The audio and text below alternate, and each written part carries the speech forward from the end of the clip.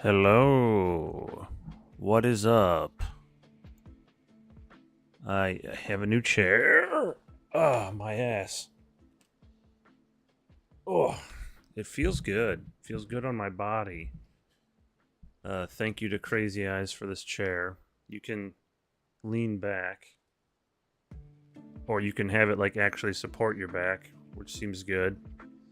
How my audio levels looking good. Okay, real quick, I want to crack a beer, then I want to start power washing. It's been too long since I power washed. Ooh. Oh, yeah, baby. This is Allagash Haunted House. Hoppy Dark Ale. Cursed by our love of roasty porters, we summoned the recipe for Haunted House. Roasted barley and Black Prince malt cloak this ale in gravely dark hue, hopped with Nugget, Cascade, and Northern Brewer. Its flavor is filled with the hauntingly balanced notes of coffee, malt, and a devilish hint of hops.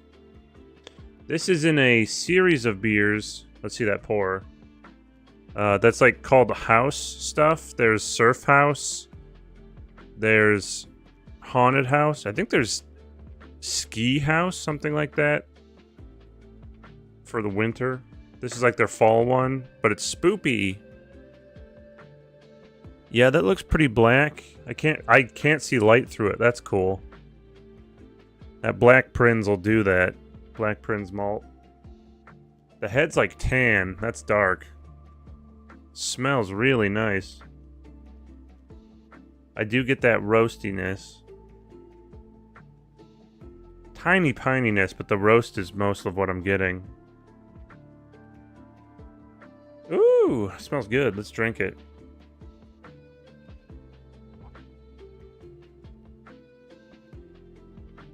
Ah. Ooh, that's really nice. Yeah, the hops is not too much. They call it hoppy, but it's sort of just like a little bit of floralness. All right, let's play. What do you say? Oh no, my camera's all fucked up. I gotta reconfigure it because of how... There we go.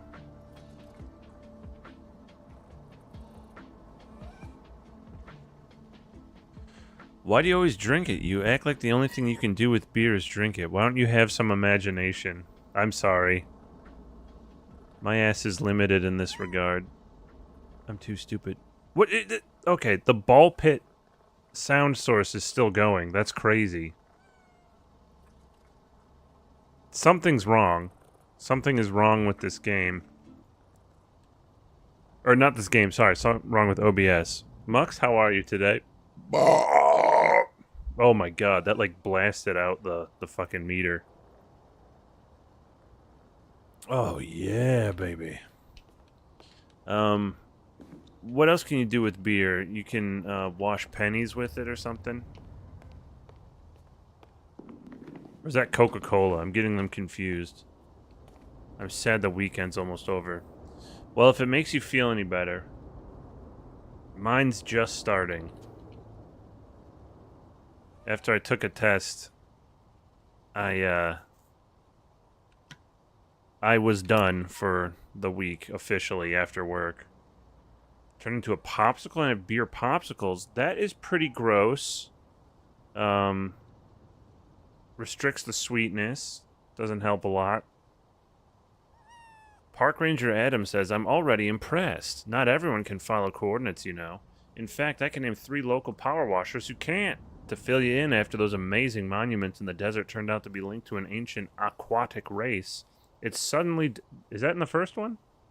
It suddenly dawned on us that the monument out in the national park might be linked to them in some way. I don't mind admitting that it's currently got me more stumped than the rooted remains of a felled tree, but like all things, it will reveal itself once clean. So true. Yeah,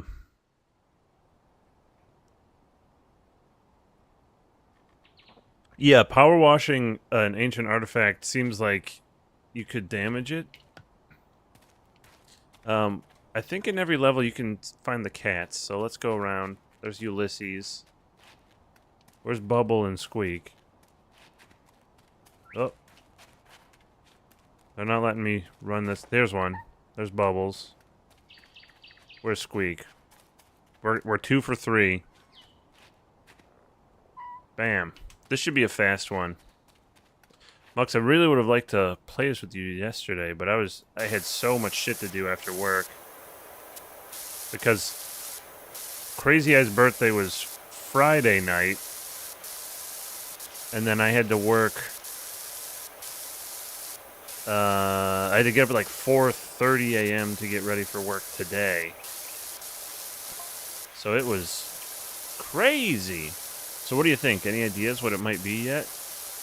No, I don't know. Do you like to do this? Go free wash mode?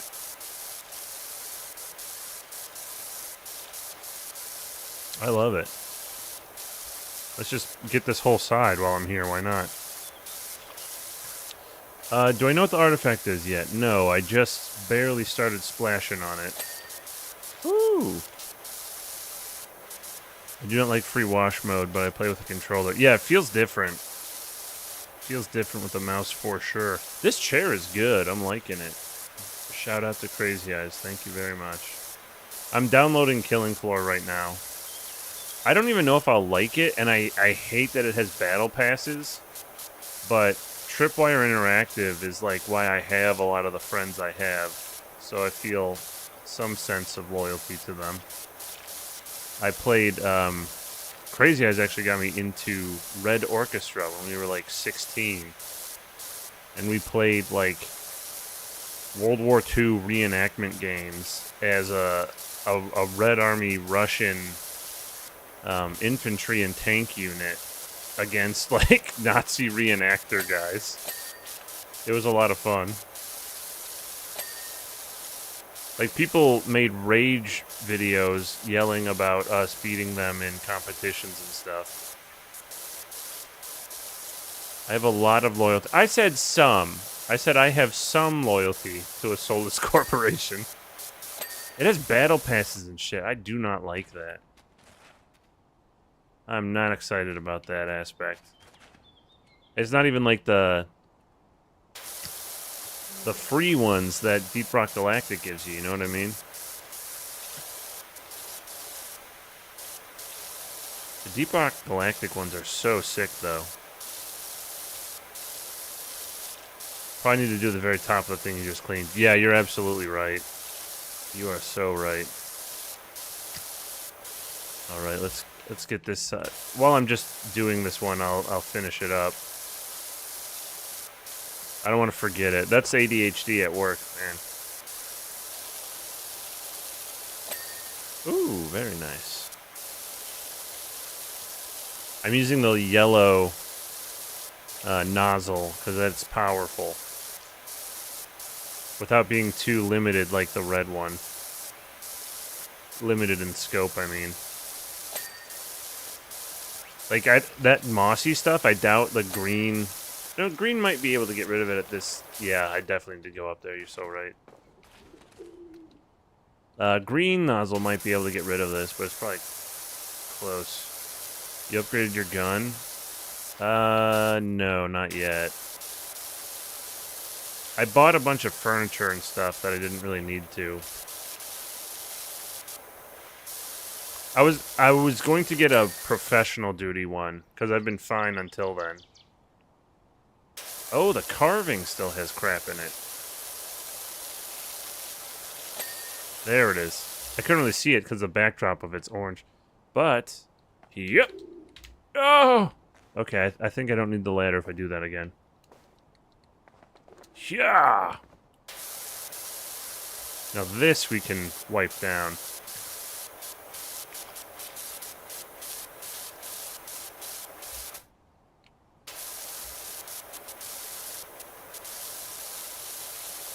Very nice.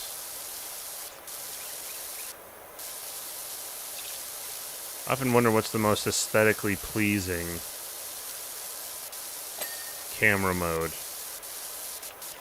I don't remember. I remember Germa playing the first Power Wash Simulator. I don't think I ever bought it. I'm not sure, but I don't think I have it.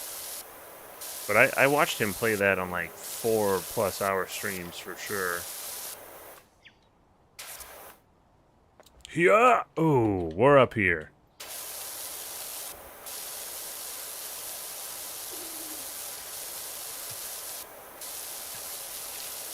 Oh yeah.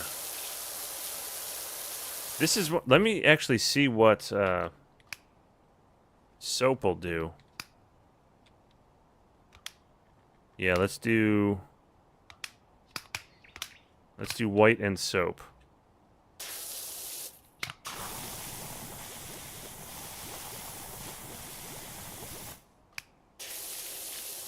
Yeah, it cleans it. That does a pretty good job, actually. It's not that crazy caked on, I guess. Oh, I'm too close.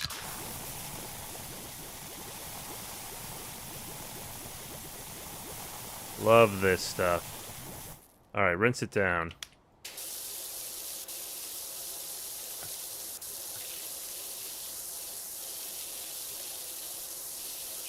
I'm not really sure what the limits of using that soap stuff is. But while I have it, I like to use it.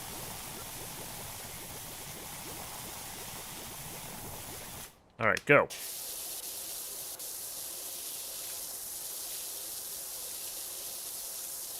That looks good. Whoa!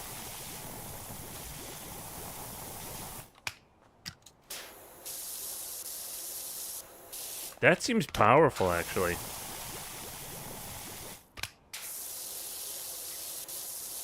I don't know about you, that did a good job.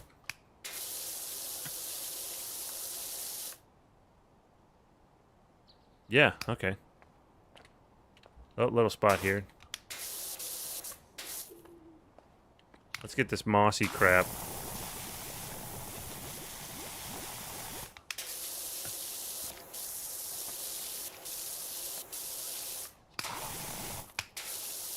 Does it start getting watery? Is that the problem? I'm not sure.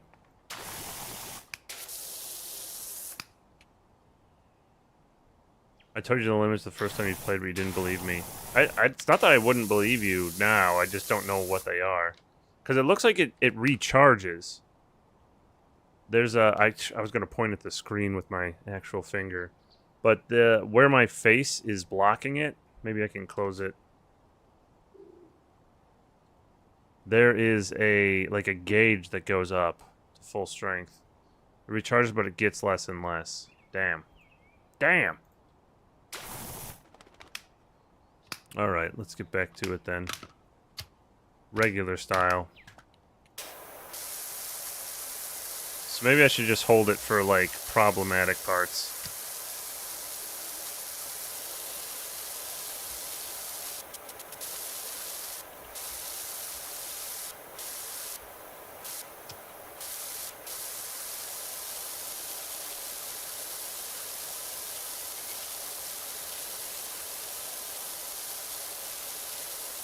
There we go.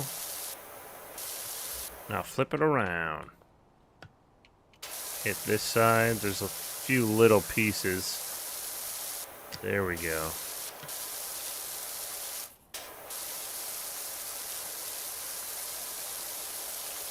Trying to get a good straight line going. That always feels nice. No! Oh my god. Alright, well, I'll have to go back up there at some point, I guess.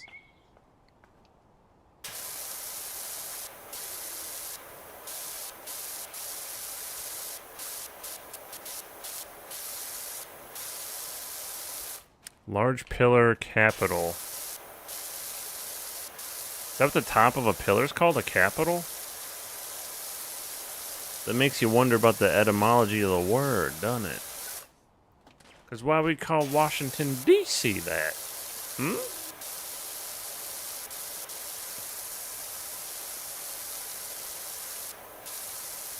We'll never know. We can't ever know. Unfortunately. Oh, you know there's these these glyphs, carvings. I wonder if they mean anything.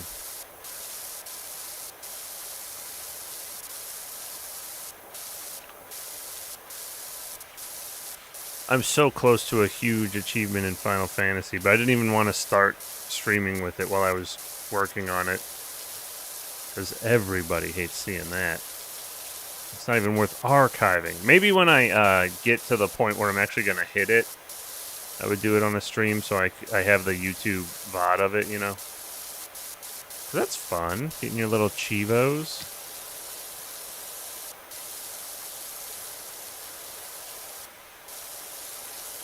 Oh, okay. They call it the capital because it's abbreviated as DC. And those are both capital letters when you abbreviate it like that. That's so true. I never thought about it that way.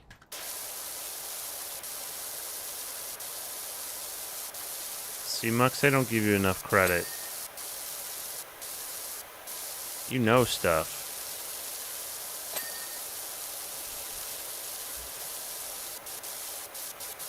And I'm not sure who they are, but they know.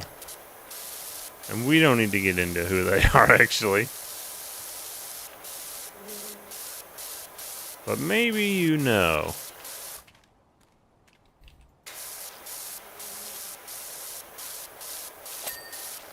Uh-oh. The Pentagon. Talk about the Capitol.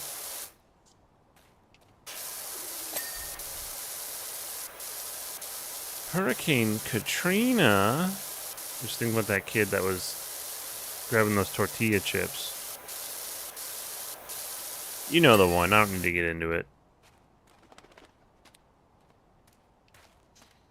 More like Hurricane Tortilla.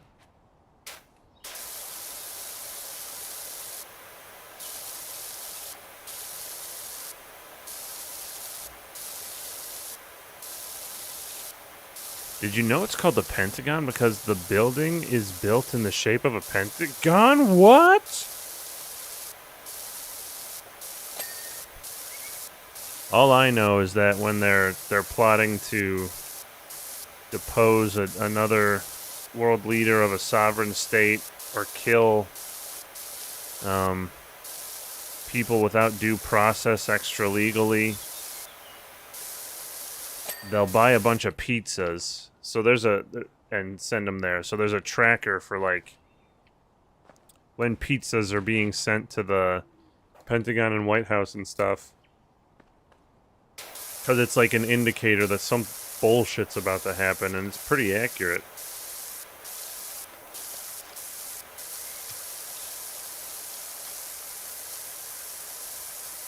If I may say so. Oh, please, may I?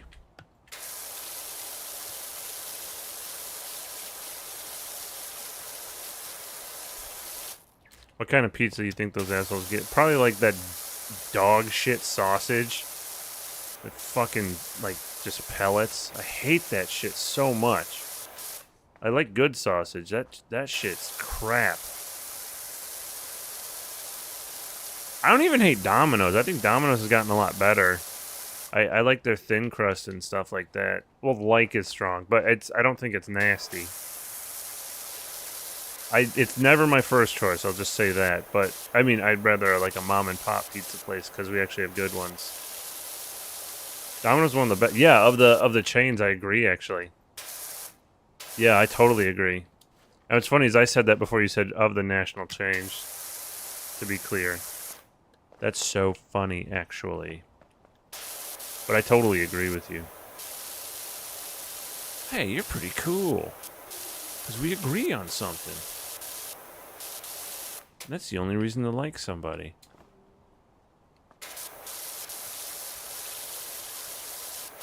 It was wild to hear Catnip on the Muck stream.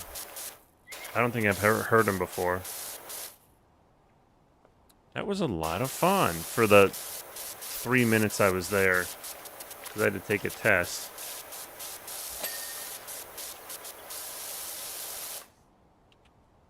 Do not put that in my chat. Do not put I am anti-Palestine. We don't agree on Palestine and Israel, parentheses, I am Team Palestine. But we do agree on Domino's being good. Oh my god, I'm totally misrepresented. Completely. In every aspect of that sentence.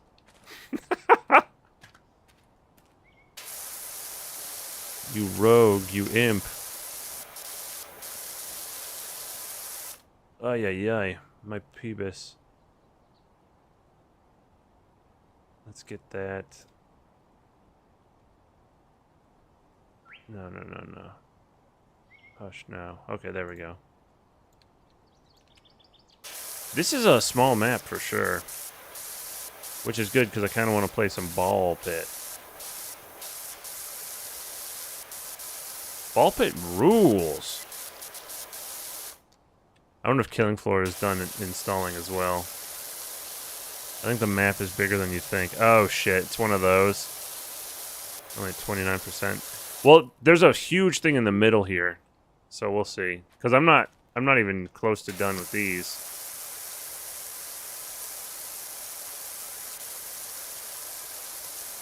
Maybe I can soap this puppy down. What do you say?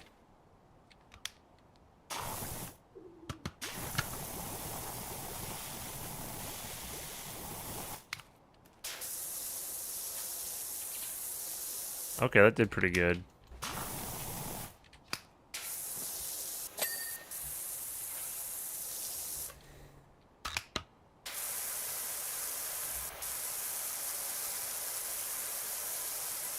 I can blast it down. Yeah. At this level. I don't need a ladder for this. It's more time to pick up a ladder, I think, frankly. At least efficiency of movement-wise would be very foolish.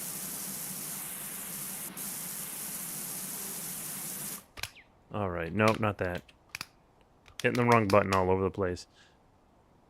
I don't know, it just seems like there's a good way to go about it.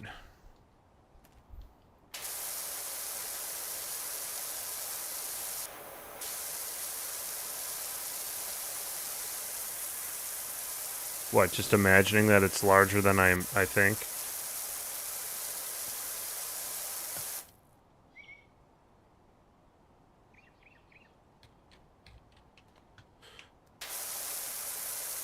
I'm liking this dark hoppy beer. It's tasting really nice. It's not too dank and resinous. Because I feel like if you go real heavy with the hops, like in that aspect, you're going to fight the roast. You're going to fight the roast real hard. You can't be fighting the roast, frankly. A beer is about balance and subtlety when it follows the Reinheitsgebot purity law from 15 whatever in Deutschland.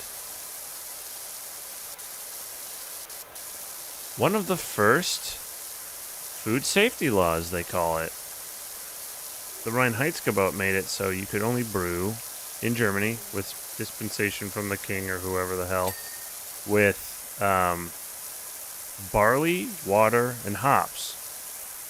Or malt, water, and hops. Because you can also malt wheat and stuff like that. But most of the time, they wouldn't let you use wheat. They wouldn't let you. Because wheat was supposed to be for bread. So you have to have special dispensation in order to use wheat. It's just the rules. I don't make them.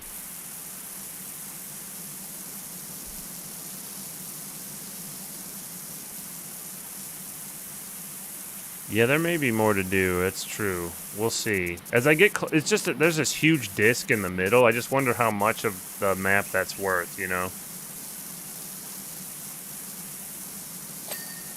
Ooh, there's a little bit. There's a bunch up top here. Oh, I signed up for the Doughboys Patreon. There's a ton of, like, extra episodes and stuff. And I joined the Discord. The Doughboys Discord. It's pretty active and everyone seems like cordial, not, you know, scumfucks. But I was able to like find some 5-year-old drama on accident involving Jack. From Jack AM, which I never saw. I just know he's like a friend of Mitch's. Mike Mitchell of Doughboys fame, I mean. Jack Allison is a friend of his. You missed out. Damn. What's funny is it looks like Muffin Party was part of the drama. He complained about a guy that a lot of people in Discord liked, I guess. And then there's it didn't make a lot of sense to me. I don't really have the context. I just saw some old stuff. Muffin Party was a mod on Jack M. Oh, okay. And Jack Allison was a mod on Dosecord.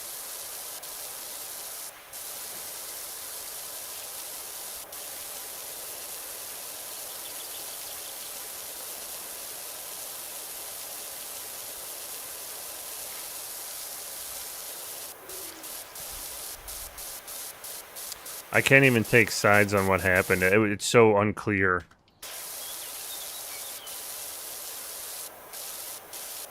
But I think it was like some comments about Bugmain or something. Or BugCon. I don't remember. I don't even care. I don't care. It's like all people that don't post there anymore in the first place. So it literally has no bearing on the current state of it.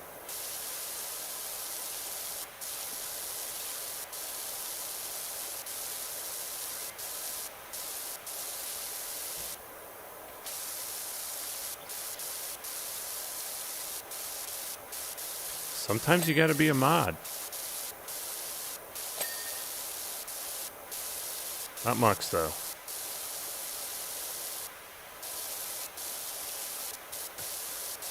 You gotta cordon him off. And keep everyone safe.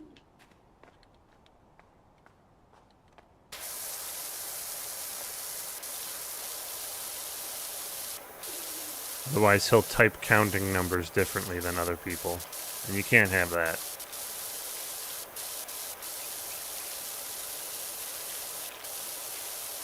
I want to drink this beer, but I want to keep... You mean the right way? I think you are ultimately right, but I just wanted to go with the consensus about how to count binary. Not binary, sorry, hexadecimal. Just for public goodwill. Although we could probably kill that channel at this point. It's been so long. And you can say, see, no one counted hexadecimal. So now we can do it your way. You won. Was it hexadecimal? Binary and hexadecimal were both wrong. Binary's wrong? I didn't know that we were typing in extra characters and stuff. I thought we were just doing ones and zeros for binary. Are we doing like the prefix stuff, like 0x on all that? Binary's wrong too? Damn. I don't need that B thing. I don't know what that is. I don't need that. 6 Tiny Dogs, subscribe to the channel. Thank you very much. Welcome, 6 Tiny Dogs. Hey. Cheers to you. Hexadecimal was a baddie. It, like, has a... Hold on. Is that... Oh my god, are you talking about Reboot? Holy shit. I swear to God, I didn't see you wrote on Reboot. I just thought of that. I remembered it before you typed that, I promise. That's so funny. I was like, what do you mean? And I was like, oh, shit.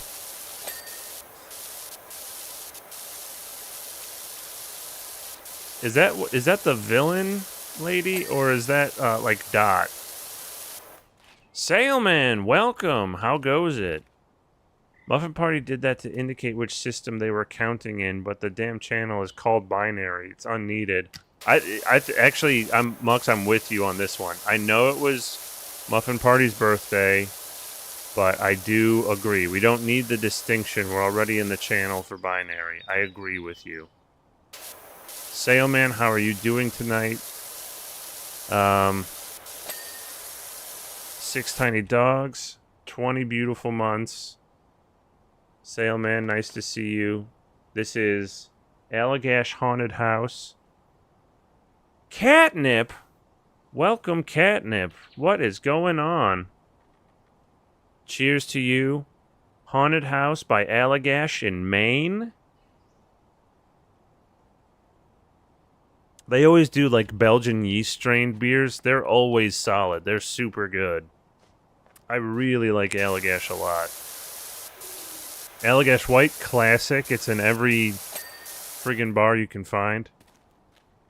Having a Christmas ale. Oh, shit. Drinking my first eggnog of the year. That's already out? Holy shit. I guess it is November. 'Tis the season. She's a villain who does a heel turn later on because she was kind of tragic villain, and then her code was corrupted, so she went all crazy. But then she did a Gandalf the White. Oh, that's right. Not heel, face turn. Too true.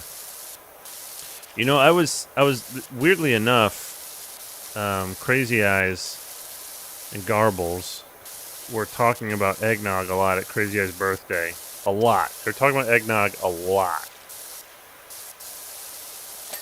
And it made me remember that there were Easter eggnog varieties going on. And I think that's very smart of the eggnog lobby. Because not only is it another holiday you can market eggnog to, but it's a holiday that has an association specifically with eggs. Easter eggnog, exactly.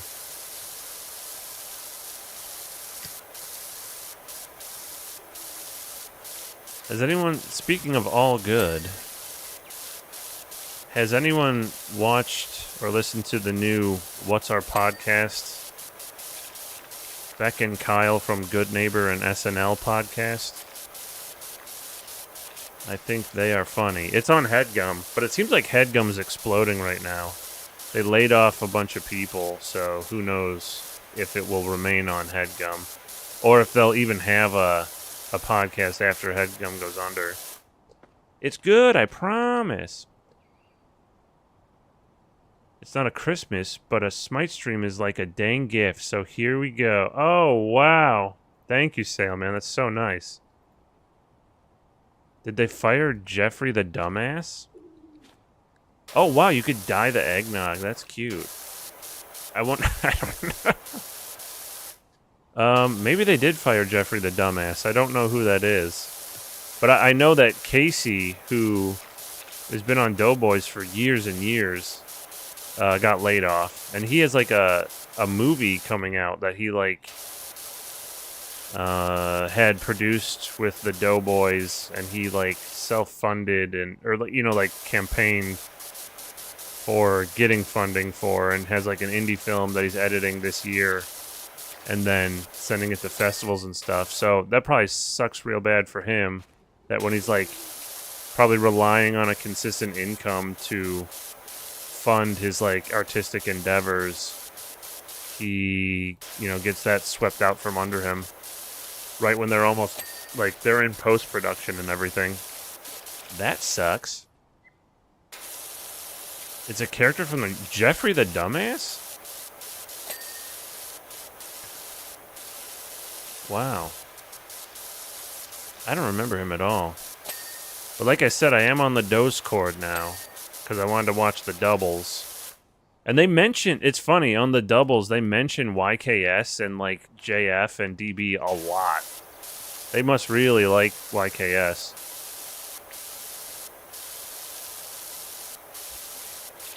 In a way, YKS is kind of like the modern Prairie Home Companion.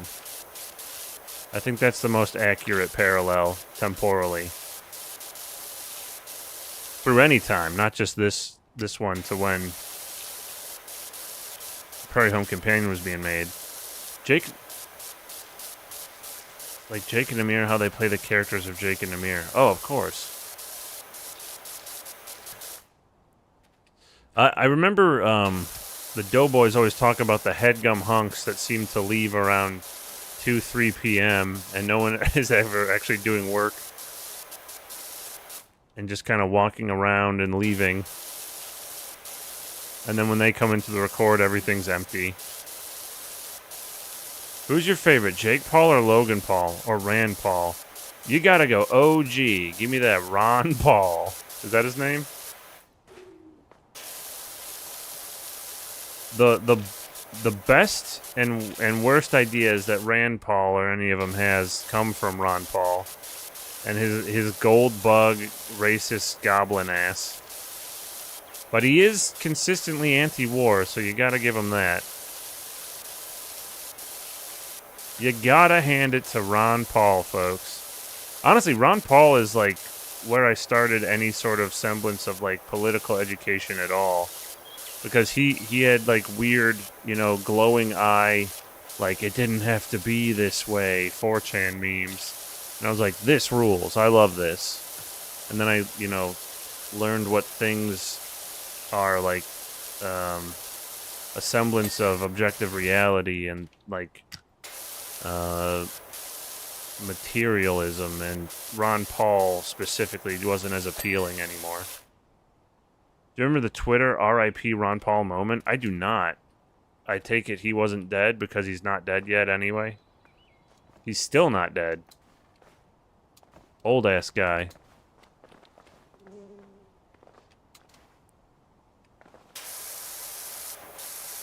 I know he had a stroke on TV, which is pretty bad. I never saw the footage of that. I'm not really looking to see a guy stroke out anyway. But I did see Mitch McConnell slip in the hall in the Capitol. And then he got up and just like waves at the camera while people are like carrying him off. He's like totally gone mentally as well.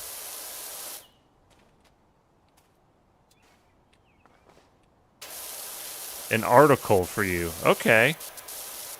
You want me to read it? Would that be fun for you? I'd like to have a stroke, the good kind. Anywhere in private, really. That'd be, yeah. If anything's good, I like it.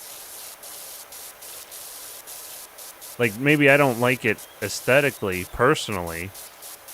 But if it's good, I like that it exists conceptually. I want you to follow your heart. What if I don't know how I feel? You know what I don't like? Uh-oh. Let's hear this. What's Mux gonna say? That guy's such a character. His name, you can tell he's wild. He's got 2 X's. That's one of the wildest letters. You know what I don't like? It starts with a D, daylight savings time. I had to count inventory this morning at 6 a.m. So when I got up at 4:30, I did appreciate that I was able to sleep like another hour. Okay, actually, something that pissed me off about daylight savings time and the newly implemented 6 a.m. count starting time for our goofy ass. Uh-oh, I'm only at 65%. I think Mux was right. I think something else is on this map. Anyway, we have to count inventory at 6 a.m. now, which a lot of people don't love because it sucks ass. It's not like normal store hours for anyone, so it's like a special time consideration every quarter.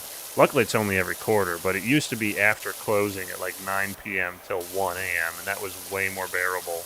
Because it's like, oh, I had a late night, not I gotta rearrange my day every quarter.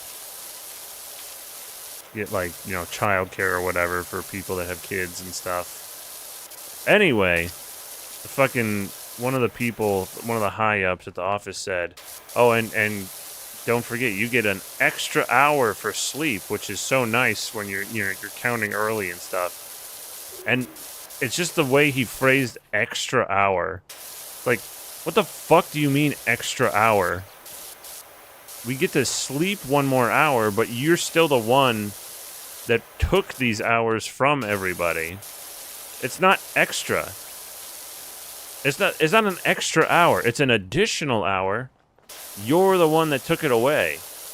You made this happen. It's not bonus. You fuck. Anyway. There's some real funny 2011 era tweets in that article. Okay. Wow, Calendar Man. I heard rumblings we're gonna see him in the DCU. Can you believe it? And guess what? He might still be played by Sean Gunn, who also plays 3 other characters in the DCU already. He plays Maxwell Lord of Lord Tech. He plays the Weasel, which is mostly a CGI character and a cartoon character. And then he also plays Sergeant Robot or something like that. Corporal Robot? I forget what he's called.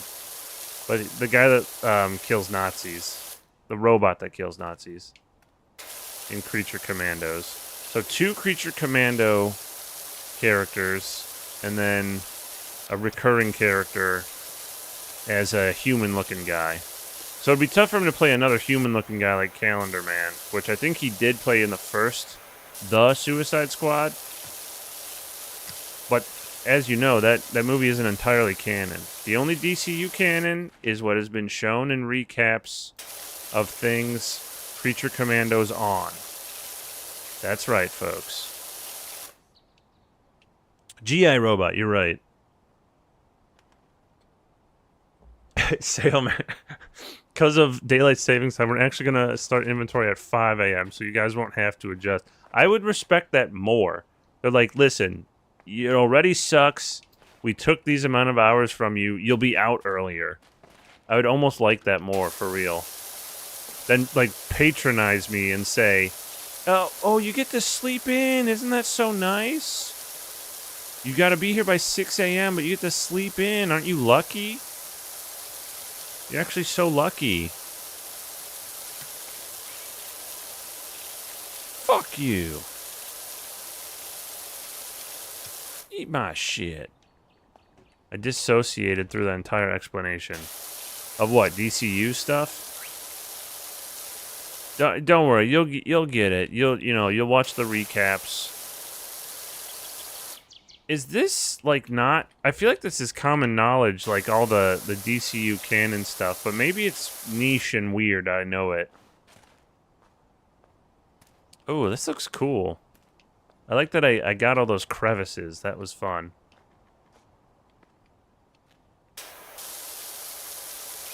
I can explain it at parties and stuff for anyone that wants to know.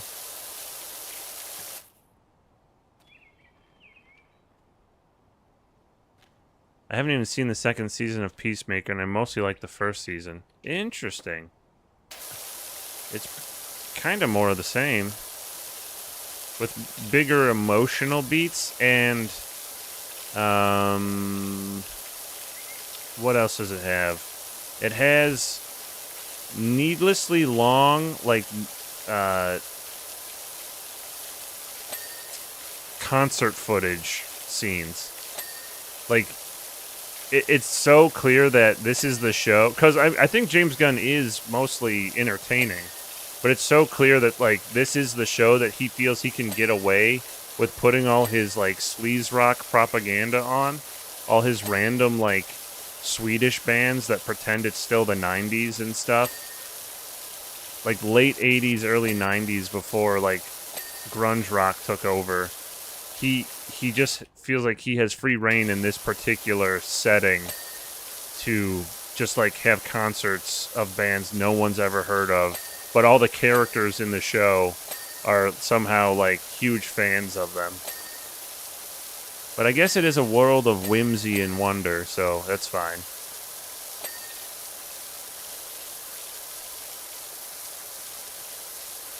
Like, it's not bad, but it's like, it just feels indulgent. Like, it doesn't do anything for me, but I'm happy I'm happy for him as the head of the new DCU studio that he gets to show, you know, Foxy Shazam on stage for 10 minutes and have it be like pivotal emotional scene.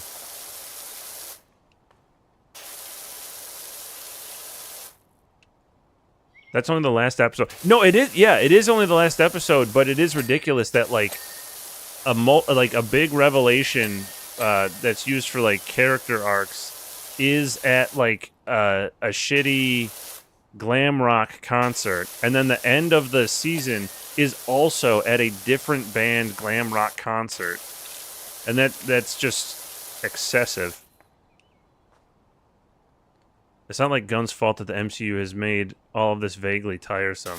Yeah, that's true. And also, like, I never felt the, like, superhero fatigue stuff. I think it's just naturally hard to have, like, one continuous, like, setting that's interconnected with a bunch of different stories.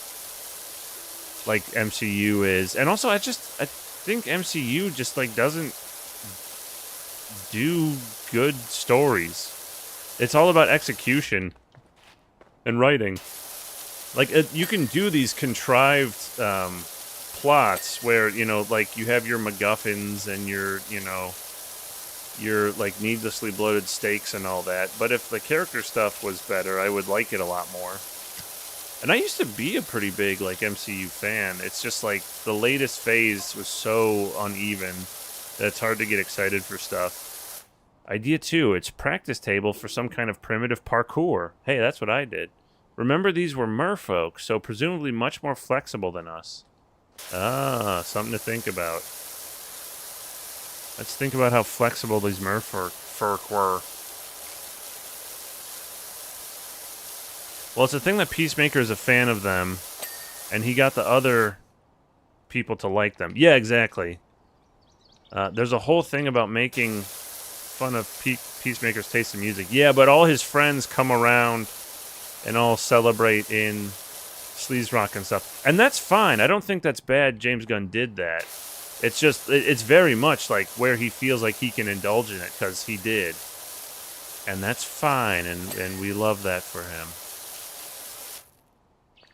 I mean, if it was like for a band I really liked in an obscure genre that I was a fan of, I would probably be excited by it too. Although I would probably feel like it's corny if, like, all the characters were like, yeah, I really do love the Misfits. Especially, like, the Danzig stuff before they broke up in 84. Like, Amanda Waller walks in and she's like, are you playing the Misfits? I love them. Maybe you're all right, Peacemaker. That would be weird. I wouldn't feel like that was relatable.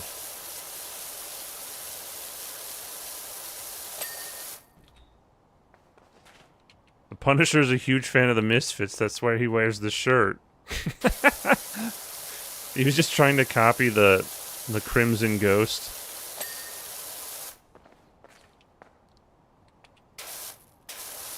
On Halloween, they played Halloween 2 by the Misfits on the radio. It was pretty good. They didn't play Halloween 1 because that one talks about dead cats and like razor blades and candy and stuff. But Halloween 2 says like metamorphosis, lycanthropy, and stuff like that, so it's fine.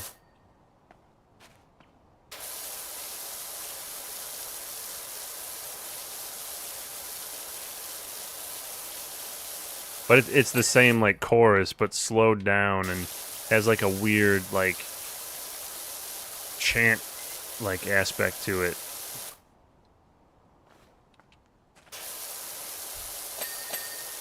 Ooh, them stones is getting clean, folks.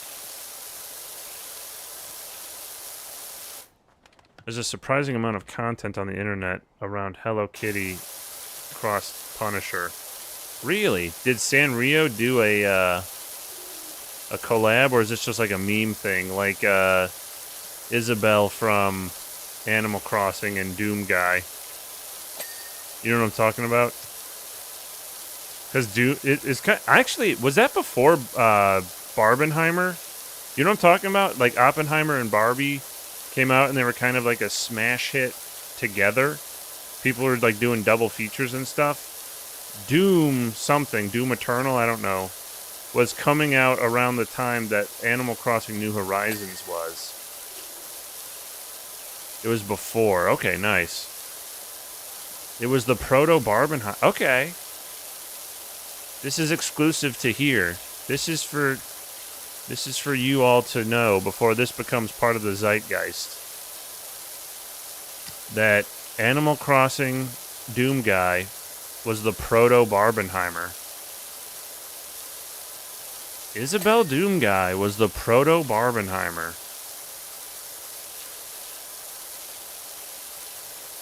That's right.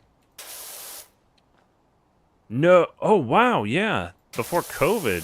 Holy shit.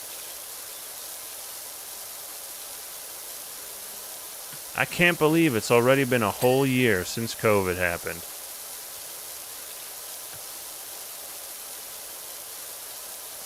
I was feeling like 2022 just started, frankly.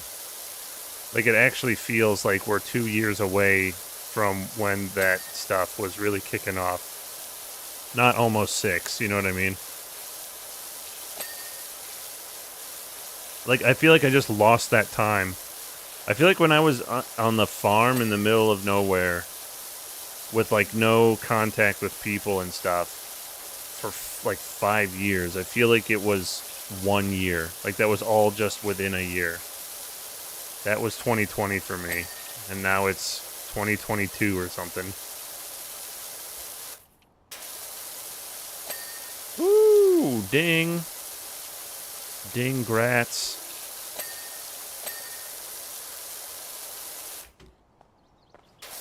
This stone is not clean.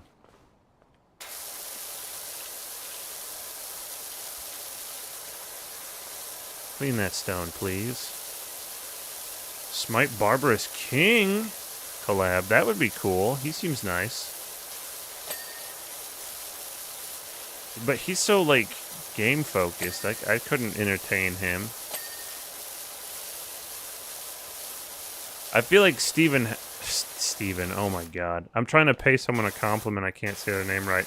I feel like Stefan Heck could make any stream funny. The way he talks is just like, not his voice, like his mannerisms, his tone is so funny. He'll just say, you know, well, that looks like poop, or, you know, whatever, and it's very funny. He'll see something, he'd look at this moss here, and it's kind of brown, and say, that kind of looks like poop. And I'd say, God damn it, he's done it again. How does he come up with this stuff?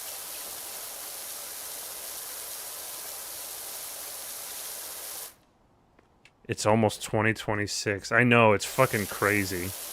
I remember talking to Ed Atlin about how 2020 isn't a real year. And, like, that was, like, our joke for 4 years, was saying, like, oh, that'll never come. We'll never see 2020. Like, up through, like, 2018 and stuff. And you were right. See? Big year. Tries to make you think 2020 happened, but it didn't. Alright, let's see. Where else? We're 99%. Okay, so we're really just here. I guess this one doesn't turn into anything. Because that bathroom one was really cool. It like, changed. But I haven't seen anything like that since, unfortunately. There was a cool, like, carnival booth, game booth level, where you shot, like, the target of a water gun, and then they would move around and stuff. That was cool, but it wasn't like a major transformation like that first bathroom level. Where are you? Where's your dirt? Show me your dirt. Oh, here.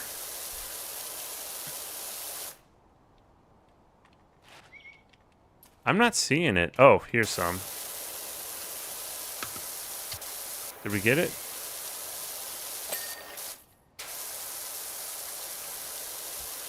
Is it in the crevice, perhaps?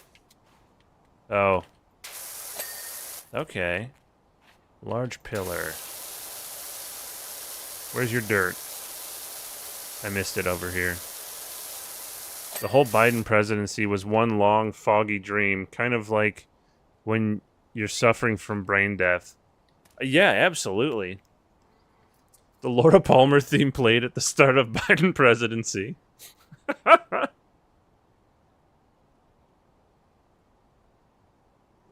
Calendar Man's arch enemy is 2020. If you think about it, he didn't appear in anything after that. It's true meta sense as well. When was the Aztec like doomsday supposed to be? 2018, 2012? Where's your dirt, fool? Oh, wow. Woo! 2012, okay. Fair enough. A new item is now available in the shop. Deputy Warden Indy has bagged us a bargain rock climbing park, but gosh darn it, not even a tree frog would want to climb it in its current condition. Can you come clean? You darn tootin' brutally dootin' I can. Okay, I finished a level, so I've earned a beer.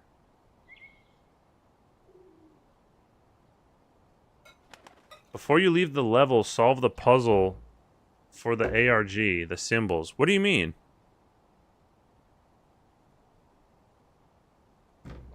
Let me crack a burr right quick. This is Forever Bloom. It is a...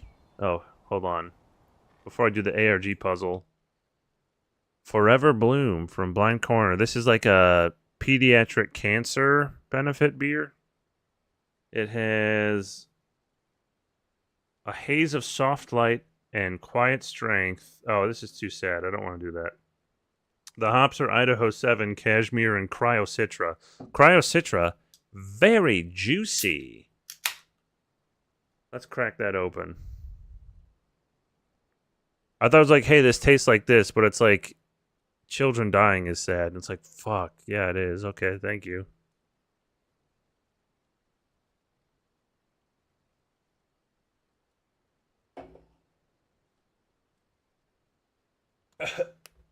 This beer is called Pediatric Cancer. Those beer brands are getting really wild with it. Okay, let me continue here. What do you mean? What do you mean solve the puzzle? What do I do?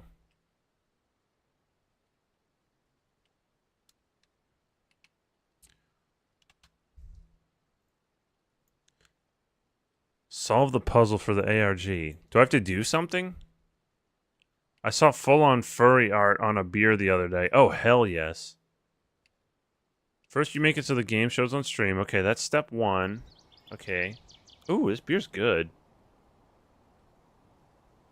Yeah, that Cryocitra, that has, like, pineapple notes. Damn. Okay, sorry. There is an escape room. I probably said this. There's an escape room place called Fuzzy Logic that has furry art on the building, and they sadly have closed. Fuzzy Logic is gone.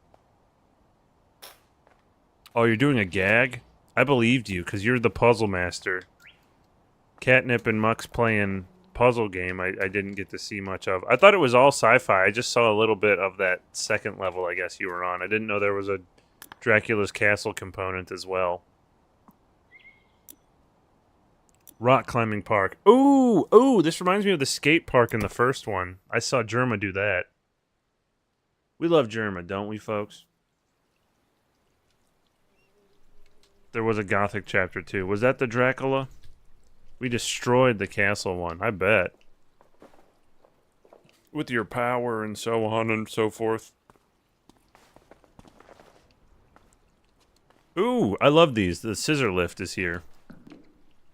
Folks, we got a scissor lift. Oh, a dinosaur! Okay, I'll do the dinosaur after this tree. I'm too excited.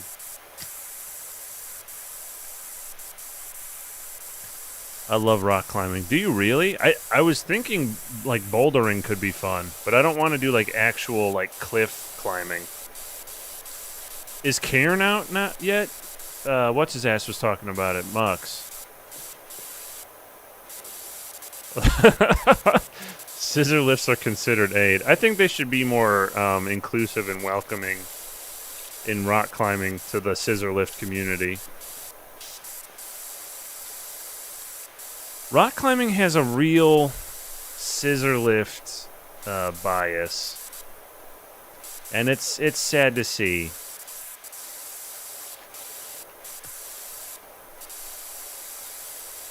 They stopped me with my scissor lift at the climbing gym, and I said, "Really?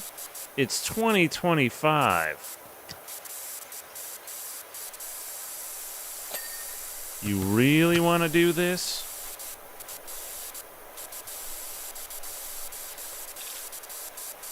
I took a picture of the people blocking my entry to the climbing gym with my scissor lift.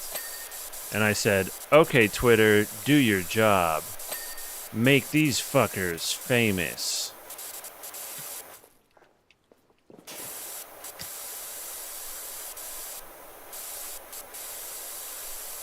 You should buy more gear. It makes it way easier. Oh, really? Like, it makes this game easier?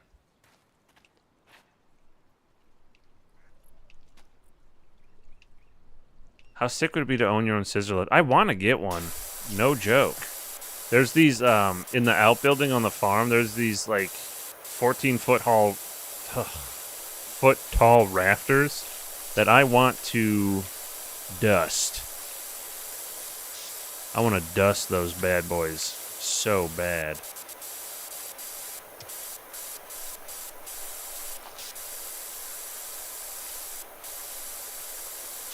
They've got like insulation and stuff on them, and I imagine there's probably like layers of mouse turds above them. I would love to just make sure there isn't. Because if, you know, I'm going to continue using that outbuilding and doing brewing and stuff, I don't want mouse turds around it.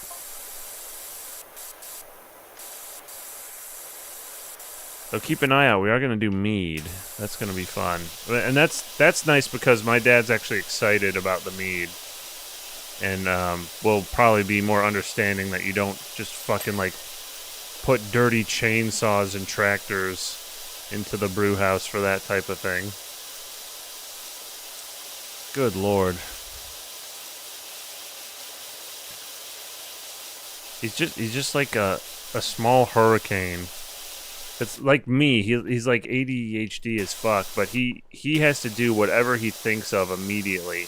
Otherwise it won't get done. So he'll just like blast through shit. He'll just run around like grabbing tools and stuff. And when he does something, just lays the tool down, then finds something else he has to do and runs off to do that.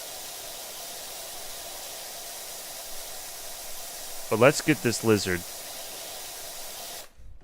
I went to Qdoba today, and I bet they regret their industrial design with the black ceilings because it makes it really clear they've never dusted. Yeah, fucking, oh, look at the beautiful face of this kind gentleman. Wow, let's get those eyes sparkling again. Hell yes. Let's clean that chin. Brush those teeth. Woo! The Metrodon head. Hell yeah. Let's clean this boy up good. Oh, let's clean this boy up, but nice. Yes! Hell yes! Woo! That's good. In protest, I joined the club, but told them my name was Scissor Lift. You have to write it on the cup. You have to. It's the law. You have to write Charlie Kirk is a saint on the cup. You should have left some dirt on it so it looked like he had a mustache. You're right, Mox. That would have been so cute. But look at him anyway. He's got like little buck teeth. Look at that. He's like a scaly beaver. We love him. I like to think my teeth stick out like that when I smile, too. I also like to think that about your smile. Because this is great.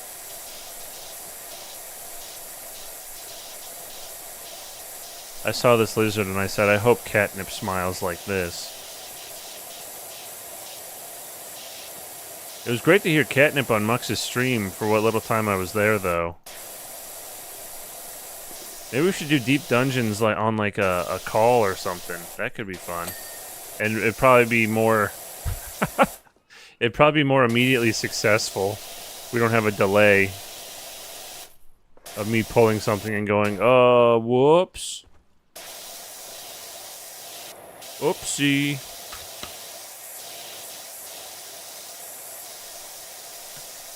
Thank you for recognizing the broader jokes, Mite. Oh, it's very of the time. Very topical, Sailman. Nicely done. It's the world we're living in now. You ever see one of those old fake dinos from dino parks built during the 90s dinosaur boom and think, hey, I could own one of these? I never thought about owning one. That's interesting. Maybe they'd give me one. But I always think of the New Vegas Tiny, the T-Rex or whatever. Because that was a cool game, and I had fun with it. Yeah, I don't know if you've ever heard of this little game called New Vegas, but it was pretty good. And I'm kind of worried the new Fallout show will do New Vegas dirty, because their timeline and stuff is different than the New Vegas game and whatnot. But it seems clear that it probably did the version of the game that's the most akin to like the neutral ending, like the independent New Vegas ending. Because it looks like the Legion's still a thing. It looks like Mr. House might be gone. I'm not sure. Me and Limps is shouting for everyone to turn into Mux's stream to watch New Vegas. What? Oh, to watch Deep Dungeon. I combined two chats. My apologies. Hey guys! Watch New Vegas on Mux's stream.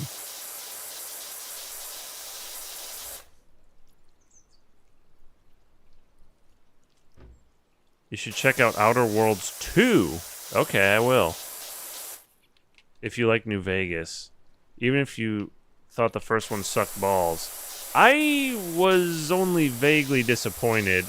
There was a lot of fun stuff in it, but it was definitely a thing where it's like I just looked up guides because I wanted to like know what the solution for like the best outcome was, which was like some mealy mouth like, oh, everybody needs to compromise type shit, which ideologically I just don't agree with, frankly.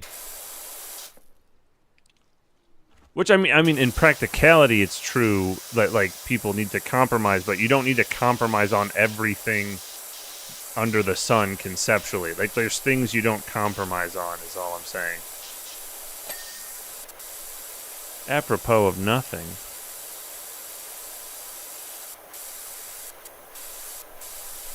Oh, yeah. But I am a pragmatic guy. Don't get the wrong freaking idea. Do not. Stop it. Stop. Stop thinking I'm not pragmatic. I just remember there was a solution where you had to like go into this abandoned building and find like a specific chat log or like a text file on a computer for someone to be like, oh, I guess I won't do a stupid thing because I saw an email and not like through any sort of like external pressure otherwise. It's just kind of like, oh, that's the solution? Okay. Like for an immersive sim and stuff like that, you want it to be like more in-depth. You want like multiple avenues to like a solution, stuff like that. I've never played Deus Ex, but it almost feels like that's a good example of it, where they have like branching outcomes, but also sometimes like converging solutions, like, or different solutions to a converging end, I suppose. Did you see the LL? What's LL? Oh, Live Letter. No, I saw a few things about it. I'm very excited. It won't be this next update, but what I'm most excited for is Beastmaster. I'm really excited to get in on the ground floor of a limited job. And I'm very worried that this expansion's... did we finish the Dimetrodon? Wow, we're only at 4%. Holy shit. Well, that's what you get for loving dinos. I can't claim to love dinos. I just think this critter looks cute. Like, I like dinosaurs, but I can't claim any special interest. Of course I thought the T-Rex was cool. Of course I love the Velociraptors in Jurassic Park. Of course, but I don't have any knowledge. I'm not Ty in his garage with the Lamborghinis, buying every book in the world and then listening to a spark notes of each one and saying, I love knowledge. Although that is like an interesting systemic way to like try to accumulate all the knowledge in the world. But he's obviously just like dismissing like more than 90% of the concepts he's hearing. You know what I mean? Also, he's like just some dumb grifter. That's not, not to give him too much credit. But like, if you were like, I want to know everything in the world, condense everything down to just concepts and list the concepts to me, I can honestly like appreciate that like strain of thought. Not train of thought, strain. Like that line of logic. But I don't know how well that works out because you lose so many like nuances and stuff.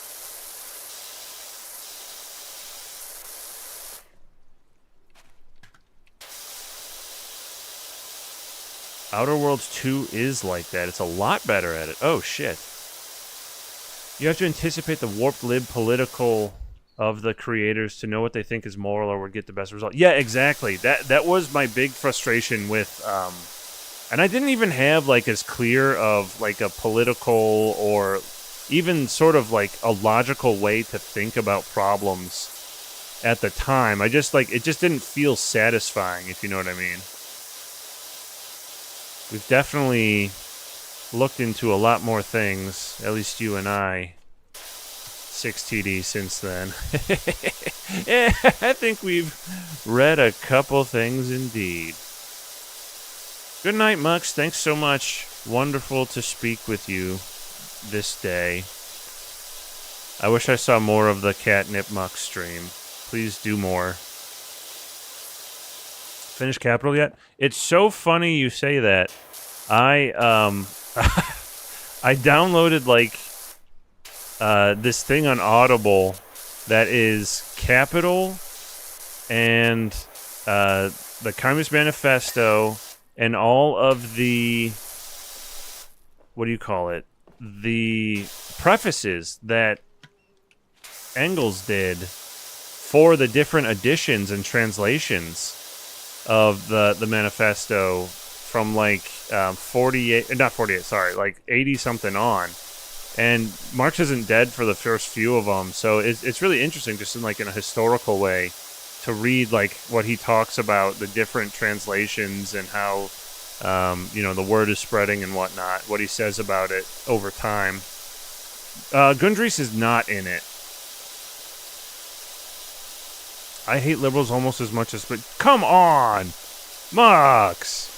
Because half of that I agree with. The first half. Maybe if you change hate to love, then I have no notes.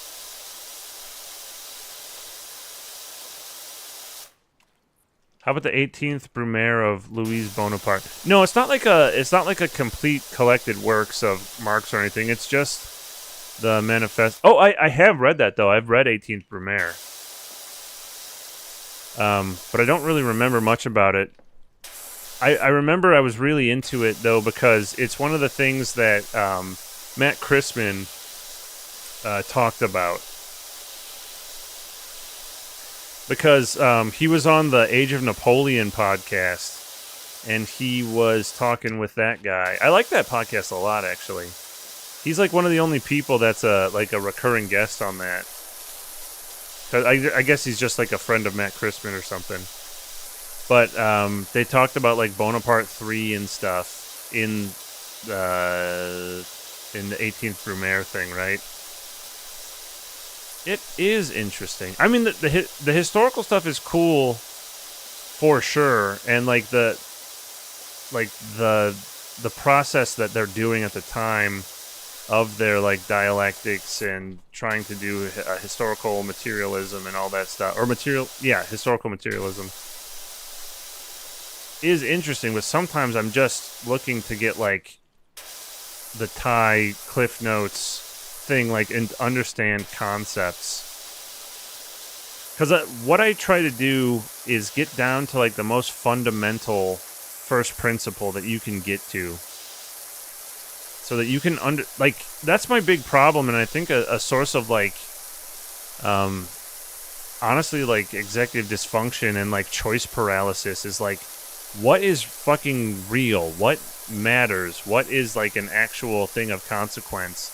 Like, what is the world? What is objective reality? What is like the material reality that I can say people are denying? Like, if they say shit that doesn't make any fucking sense, like, you know, vaccine denial and stuff like that.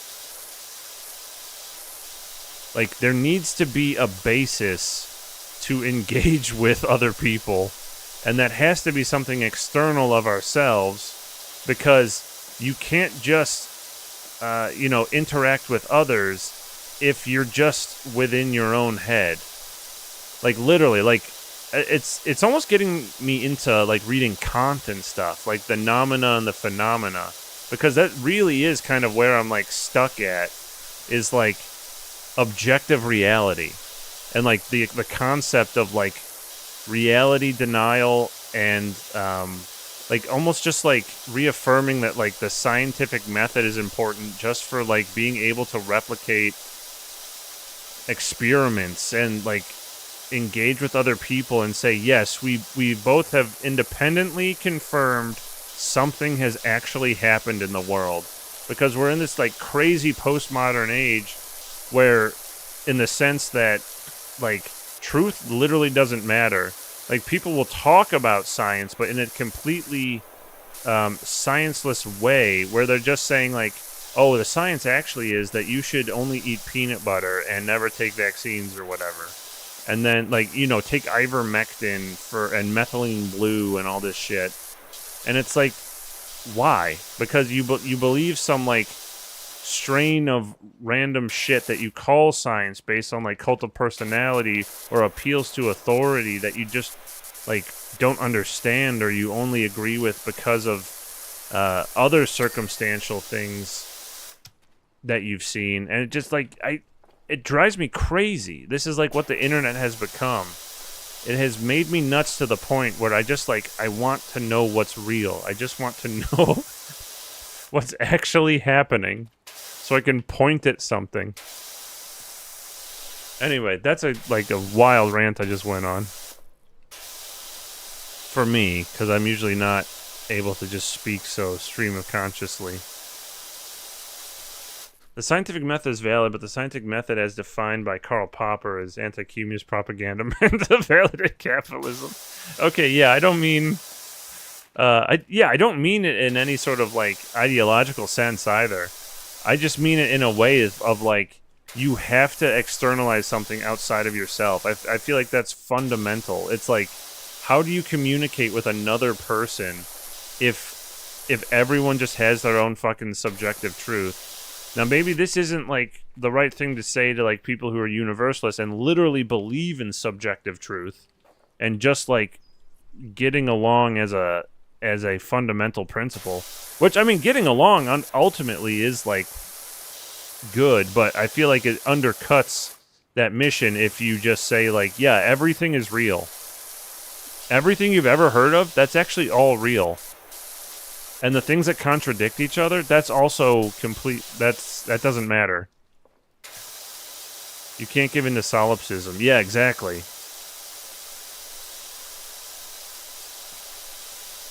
We're real maxing. Exactly. Sailman freaking gets it. I have this really nice guy I work with, but he keeps fucking talking to me about like the Akashic records, and I'm like, listen, we can only like perceive things as humans. If you're telling me there's like extrasensory things or like a grand mystery of the universe from a fucking book that's revealed to you through like a meditation or whatever the fucking or doing acid, whatever the Akashic records Joe Rogan bullshit is like, okay, say there is this like tome of universal knowledge that's cosmic and revealed to people who can exist on a higher plane mentally and spiritually. It's like, okay, say that's real. How do you perceive that? How do you get these lessons? You still learn them as a fucking human with human perceptions. It's like, it doesn't track, right? And that's not to say, like, there isn't supernatural stuff. I don't think there is. I don't have any evidence of there being supernatural stuff. But even if you were to observe supernatural stuff, you are depending on your senses as a fucking human, right? Like, come on, like, you're skipping a step. As a metaphorical construct to contemplate the nature of truth that has value, but it's not a literal magic book, which I think most of these guys think it is. It isn't the Elder Scrolls. Right, no, and that's exactly the way he talks about it. It's like, yeah, but like if you ascend, you get universal knowledge. Knowledge. It's like, okay. I'll have to see what Joe Rogan says about it, I guess. Maybe he'll have some cool insights about it. Maybe if I take Megamind, I'll understand it more. And drink my mushroom coffee or whatever he's selling now. Not that mushroom coffee's even bad. Like, maybe lion's mane is good for you. But you know what I'm saying. Oh my god, I had this like spicy tortilla soup. That burp reminded me. It was really good. Like big stewed pieces of beef. Kind of fatty, but like still really nicely seasoned. I microwaved some like Trader Joe's Spanish rice because I'm lazy as shit, and I'll spend like the extra $2 to get like a microwavable bag because I'm an idiot and I want to have those microplastics because it makes the rice faster.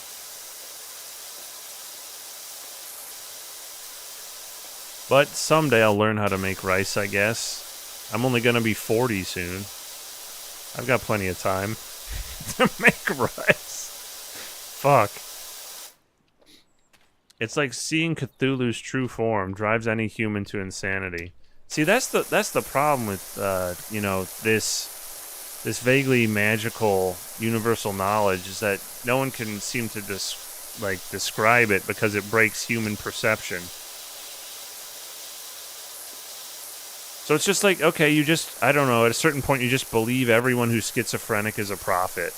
And fucking, there's religious people that will just, like, listen to preachers and stuff that are, by the Bible's definition, heretical. Just like people that are saying they are prophets, just like, and you need to, give the preacher on TV more money so he can get a Lexus or whatever. It's like, that is literally heretical. The teachings of the J-Man are extremely against that shit. Eugene V. Debs was always talking about mammon, the worship of money and stuff, and it's so fucking good to read. Debs is something I want to read way more of, actually, because his speech is really cool. The one that he gave from prison or whatever, Matt Christman read it one time. So much of my intake of like anything ideological was just from those Kush vlogs for like the 4 years on the farm. I was like planting hemp and just like mowing a lawn for 5 hours at a time or driving 12 hours at a time up and down from my place to the farm. I was just Kush vlogged the fuck out.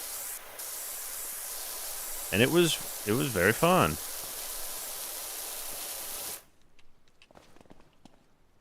The occluded Kush. He was when the first Dune was coming out and stuff. He was saying he could probably write the Orange Catholic Bible as mentioned in Dune. That was funny.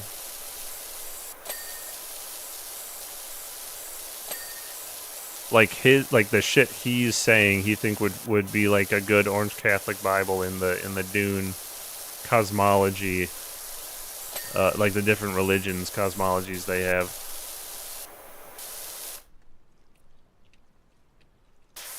I don't know anything about it specifically in the setting, but that was funny to me. And it's cool that like Hubbard came up with like all these ways that like religions could like fuse and diverge and like be spacefaring and stuff like that. And I think the issue with what he did is like his time was way too squished. Like language develops way faster than the way things are called in the books. Do you know what I mean? Like we wouldn't be able to understand people in England like 500 years ago. Well, 500 might be a little too... We could understand, but like they would sound totally crazy different to us. And like 1,000 years ago, we like definitely couldn't understand like common speech. It'd sound more like Germanic bullshit. I got a degree in it. Yeah, I guess that's true. You could be one of those people in the Michael Crichton book timeline. You could go back and be like, okay, guys, we got to wear tunics and learn this dialect of English because we want to go back there and we want to fit in. We don't want a Black Knight situation where we're wearing a green Celtics jersey or whatever. Is that what he was wearing in Black Knight? Martin Lawrence? You know what I'm talking about. When they did the Martin Lawrence Evil Dead and the Army of Darkness.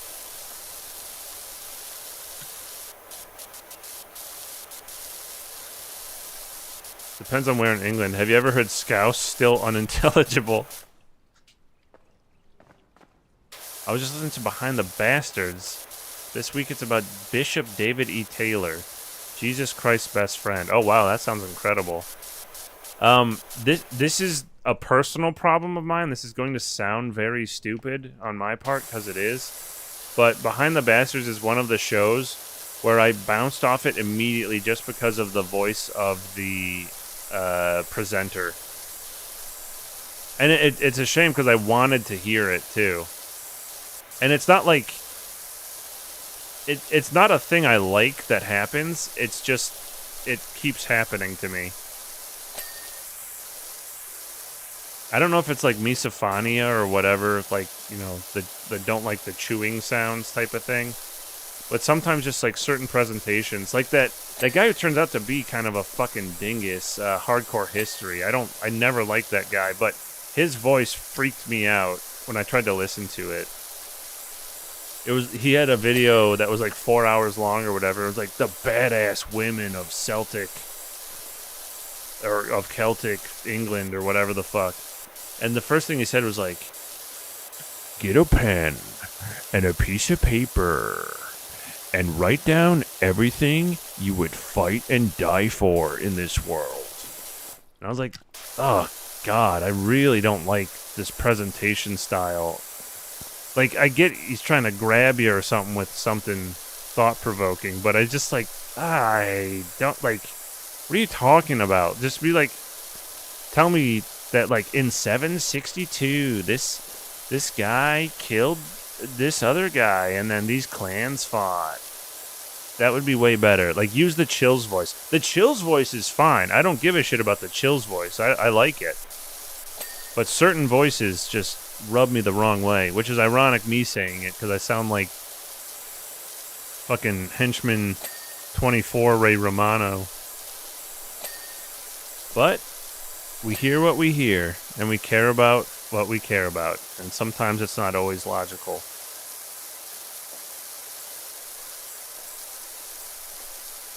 Oh yeah, that's a clean volcano, I tell you what. I bet you Sailman could boulder up this bad boy.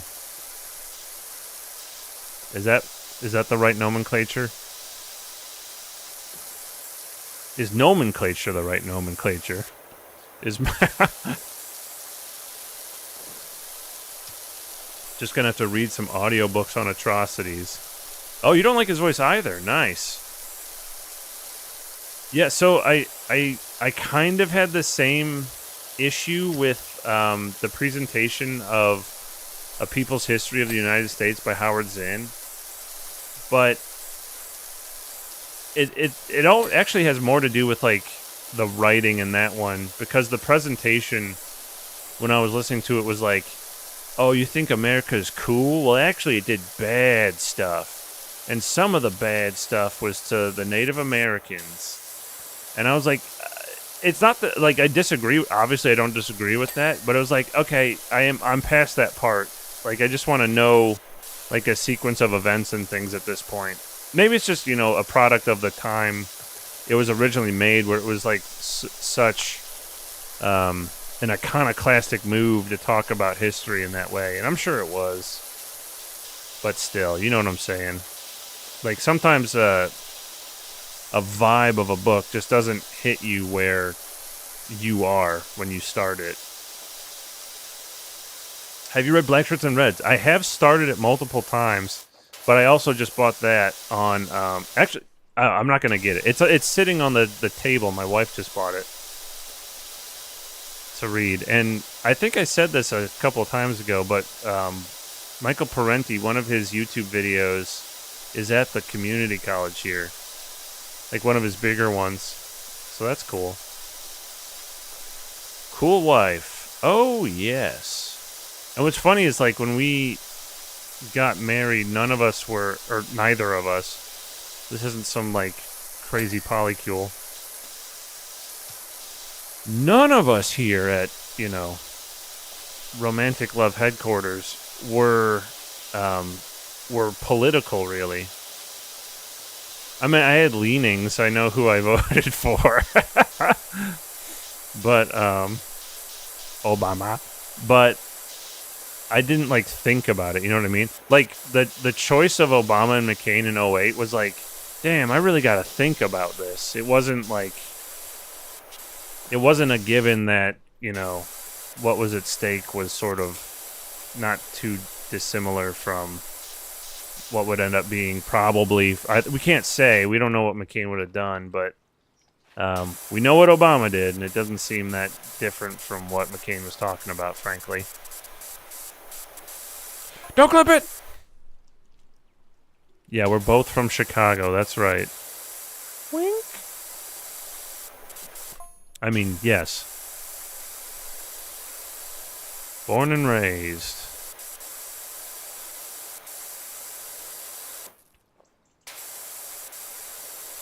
But yeah, the burn dog stuff, I never really thought about political things other than, the way people do every 4 years, until I saw like C-SPAN or something when I couldn't sleep one night, and the burn man was talking about, like, material issues, and he was talking about how no one in Congress cared about these material issues. And I was like, oh, that's interesting.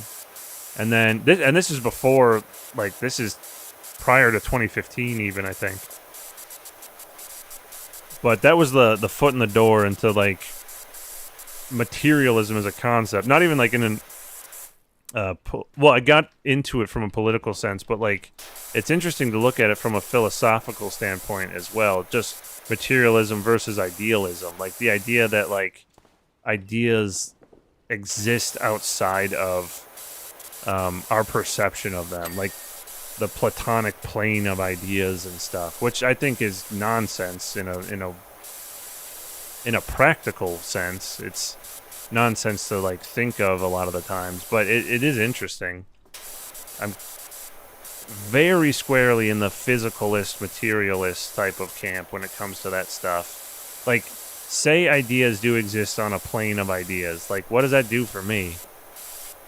That don't change the way mustard tastes. So yeah, we need to, look at things through a physical lens, through a materialist lens. instead of idealist one, because it's not a matter of like optimism. That's how we hear about idealism, I think, mostly in our society.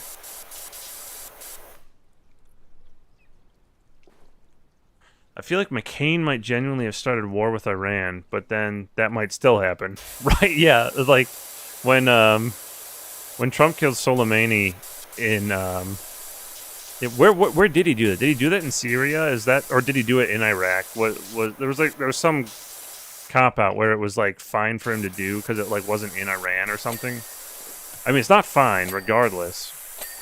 But in Iraq, because he was fucking fighting ISIS. It's nuts. It's just like, okay, the people who hate certain groups say they hate things, and then celebrate the people who are fighting those guys. The hypocrisy, can you believe it? Can you believe people are hypocrites sometimes? I don't want to believe it, but I've heard about it. Single volcano lava. Tell me about it.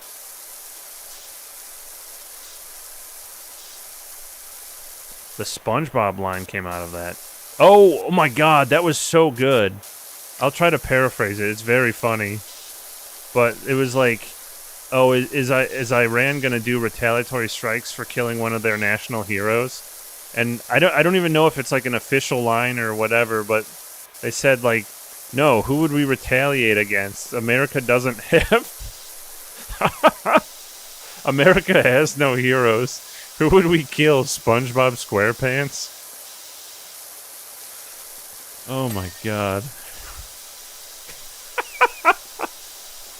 I love that so much.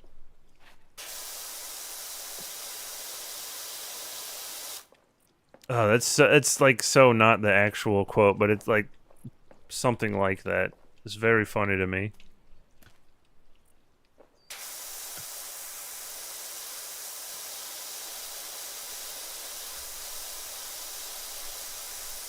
And it's also just like an added layer of funniness to have SpongeBob mentioned on the international stage in like really serious ways.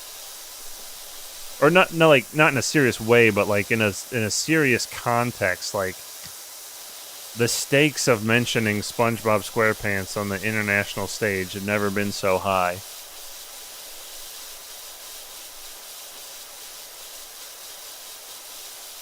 And I'll always have a soft spot because the guy who made SpongeBob was such a Ween fan. And Ween rules. There's a reason when the credits roll and Ocean Man plays on the SpongeBob movie, I consider it the end of SpongeBob. The rest is not canon, man. The SpongeBob canon ends there. The rest is heretical texts. Revisionist.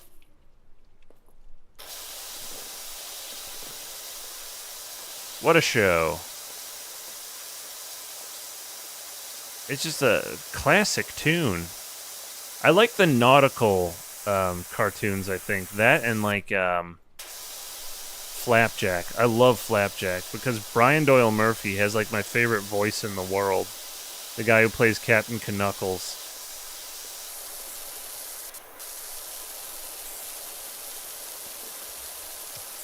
And didn't the guy who made Flapjack like go to work on Adventure Time or something like that?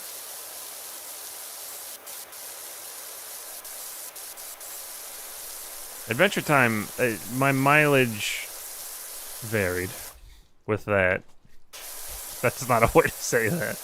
I'm sorry. I had a greasier spoon than them. Just confusing turns of phrase.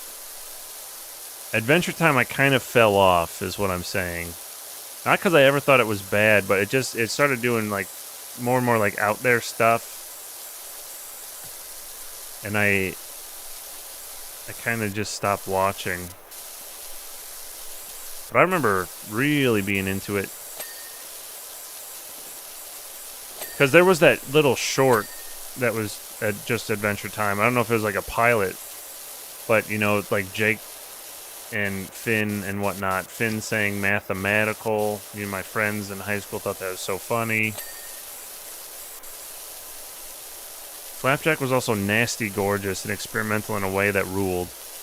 It sucks if it's true he quit that to do Adventure Time. Yeah, it's not Pendleton Ward, it's like some other guy. But I think something to do with that, I believe. He voiced Flapjack too. I forget his name, but it's some crazy Dutch sounding name.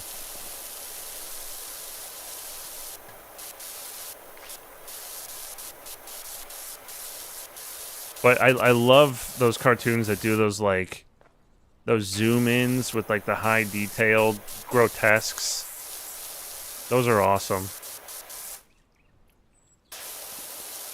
And you like zoom in on Captain Knuckles' face looking all nasty, and it'll play like the sound effect. Because old man gross. And you know that's true.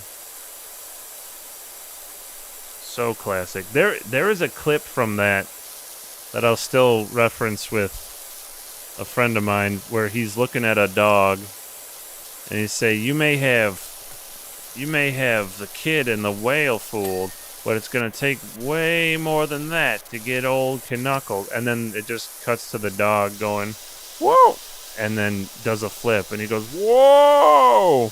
That was a terrible fucking, I don't even know what you call that. Summary? Smite, has your cool wife's Twitch name changed in a few months? Yes, it is now indecipherable. You can only learn it in the Akashic Records. That said, we talked about maybe playing a certain game. I can't remember which one. I forget which one it was. It wasn't Ooblitz. I'll have to ask her. I can't remember. Oh, no! Oh, no, my wife is subscribed. Thank you, Sailman. Much obliged. We gotta keep those Bezo bucks in the family. I can't hide it anymore. This beer's really good, though.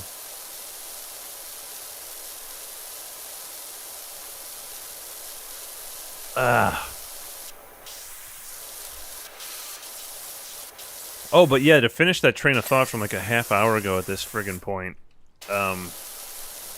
neither of us were really outwardly political in any way. I feel like this is true of a lot of people, that just like fucking life and reality is radicalizing people in so many ways.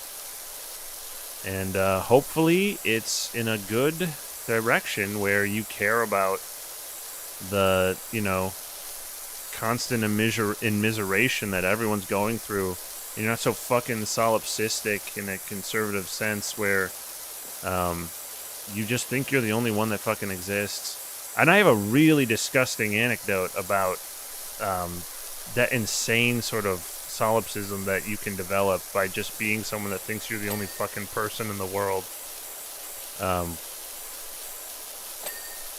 Well, I guess that's what solipsism is, right? But what I mean is, a gross example of it is a lady at work was talking to me, and we're just like complaining about stuff or whatever, and she's complaining about this customer. It's like, oh, all this shit Trump's doing, and then she says, you know, like with ICE and whatnot, and she says, oh, do you know anyone in your family that's been, you know, abducted or deported by ICE? And he said, well, no. And she said, well, do you know anyone who's been affected by it personally? And he said, well, no, I suppose I don't. And then she said, well, then you should reconsider. Because I happen to enjoy that Trump is kicking all the immigrants out. And I was just I was just dumbfounded at purely the logic of what she's fucking saying. She's saying to me that she's chastising someone for empathizing with people being, like, black-sided and deported because none of his own family has been fucking black-sided and deported. It's like she is externalizing it. She is saying outright, you should be more solipsistic. And it's like, I just think people that say dumbass shit are so ignorant they don't even understand what they're doing. And to a degree, I don't think she does either. But she's actually saying, like, no, you should be fucking so ignorant that you don't understand consequences happen to people. You should only care if it's someone that you personally have, like, close familial ties to. Like, that doesn't make any fucking sense to me at all. It's like, is something good or bad based on who it happens to? Like, does something constitute harm? Yes or no? And if the answer is yes, but I know him, it's bad. If the answer is yes, but I don't know him, it's good. Like, that's just, quite frankly, the stupidest thing I think I've ever heard. Like, articulated outright. Like, a full argument, but is just completely wrong from the basis. Obama still has the record on deporting, doesn't he? I don't know if that's still true. Biden may have even broken it. I'm not sure. But, yeah, they're all bad about it. And I'm not even saying, like, you shouldn't know who's in a country. Like, you should know whoever everyone is, but you should also, like, just process people in a humane way. And asylum isn't even, like, illegal. Asylum isn't even illegal. Like, yes, you should know who people are, but basically you should let people just operate in civil society without being molested and abused. These things that are happening to people aren't happening on, like, a basis of, like, criminal court or, like, law enforcement in any meaningful way. It's just pure racism and fascism, and that's the problem. It's bad. Now, the Dem opinion is like, well, we wanted to do this, but Trump didn't sign our version of the fucking fascist bullshit we wanted to do. It's like, okay, well, that's not a good argument. People don't seem to really like it. There are so many people that will just say, yeah, immigration bad. But then when it affects them in the sense of, like, seeing their neighbors and stuff be ostracized or prosecuted or abducted, fucking abducted, abused, thrown on the ground, roughed up, black-sided, and disappeared, then they start to care, and that's what you're seeing, that, like... So, like, you can be super fucking ignorant and still come to that conclusion because these things are bad, and when you see bad things happening, you don't like them. But then to say, I don't know who that happened to, so I actually like it, is fucking insane to me. To just put a little bow on that. That's crazy, right? I hope I articulated that in a way that demonstrates that it doesn't make any sense to say that. I hope that seems crazy. Because the issue doesn't even have to be about anything in particular. It's just like, it doesn't track any logical flow.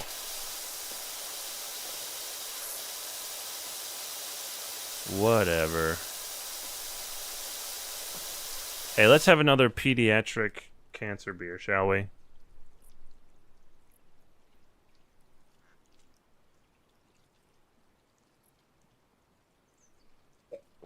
I really like that one. That one was called Forever Bloom by Blind Corner.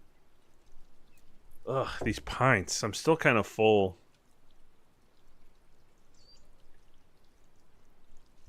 I had a big thing of rice with this, like, stewed meat stuff and some cabbage. Oh, and I forgot. In inventory, they gave us a big ass breakfast. They had like a big plate of like home fries. I don't know. I think everybody calls these things something different, but like diced potatoes that are like fried up in a pan in roughly square shape.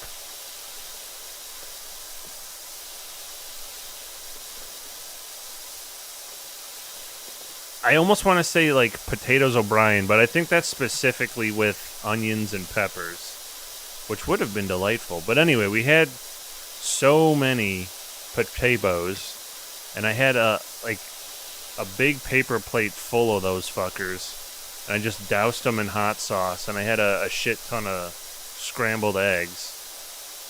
So I don't think I've really been hungry all day. Simply potatoes. Now, did they do a shredded as well? I remember I used to dice up my own potatoes when I was making butter eggs.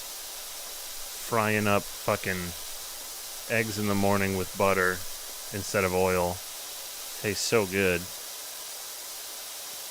And this is obviously before I realized the pain I was having all the time was gallbladder related because of fat. But guess what? There's not really fat in beer. So let's go crazy. They do it 3 ways from Sunday. Yeah, of course. But they don't got no smileys like Ore-Ida, do they? They wouldn't dare. They wouldn't dare steal Ore-Ida's game. Is that even them that does it? They probably don't have a monopoly on smiles as a potato shape.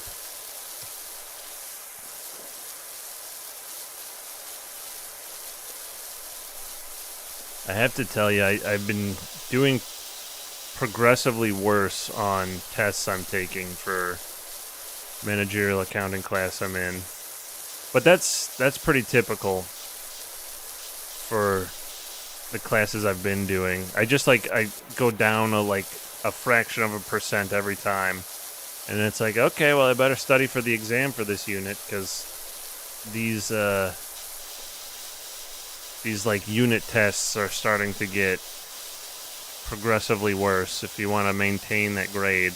Although I guess it doesn't really matter because I'm not trying to like put a GPA on any sort of resume. You don't have to do that, right? I've never like been professional, so I don't really know.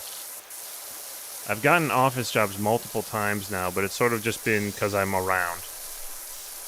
Which apparently is how like 80% of fucking jobs are still gotten now. And that's why networking is such a big deal. Which is annoying, because who wants to do all that bullshit? Oh, I missed Sandman saying, can't say I never did nothing for the Smite family. Sandman, you've done so much before today. You are a rock. You are an island.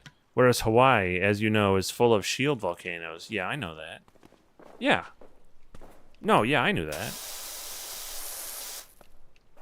They have slow flow rate and are less explosive, leading to gentle slopes what cover a wider area. Okay. This would have been a great map to do with, Oh! I'm not going to freak out for no reason here, but this is something you set up so that you can ride it up the sheer wall of the climbing wall, which is cool. I did a billboard level that was pretty nice, and you used one of those things. You like stand on a kid's playground swing, but you can go up and down. You're gonna love it.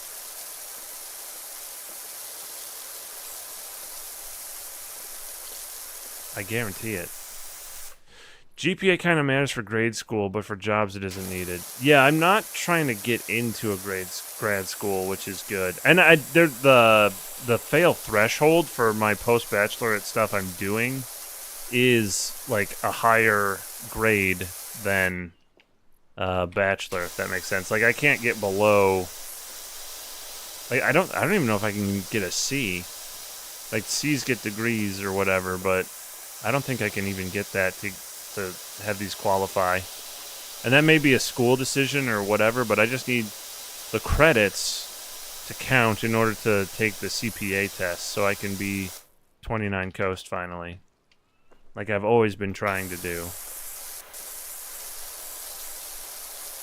I remember he did a tweet where he's probably like high out of his mind on his couch or whatever, just saying, like, oh, it's been pretty useful that I've had a CPA because he's just been able to like get jobs wherever they move or whatever he was saying. When Smike gets here, he'll be 30 Coast. What is this? Is this a JF fucking Five Guys thing?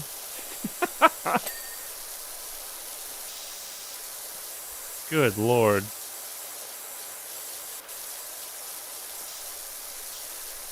When JF's there, it's 6 guys. That's what I'm referring to. If somehow you've not heard of that. Maybe Catnip's never heard of that. This thing where, like, literally everyone I talk to online is like somehow related to YKS and stuff at this point. That's almost true. That's kind of wild. Because Six Tiny Dogs, who I've known for forever, we didn't meet because of that, but I know has gotten into YKS since, independently of me. All roads lead to blessed Dog Boner. What's YKS?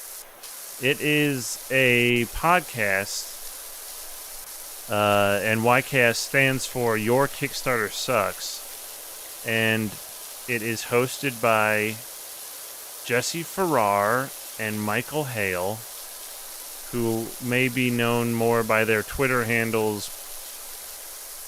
Bronzehammer? Is JF still Bronzehammer? And of course, Mike Hale, DB, is Dog Boner.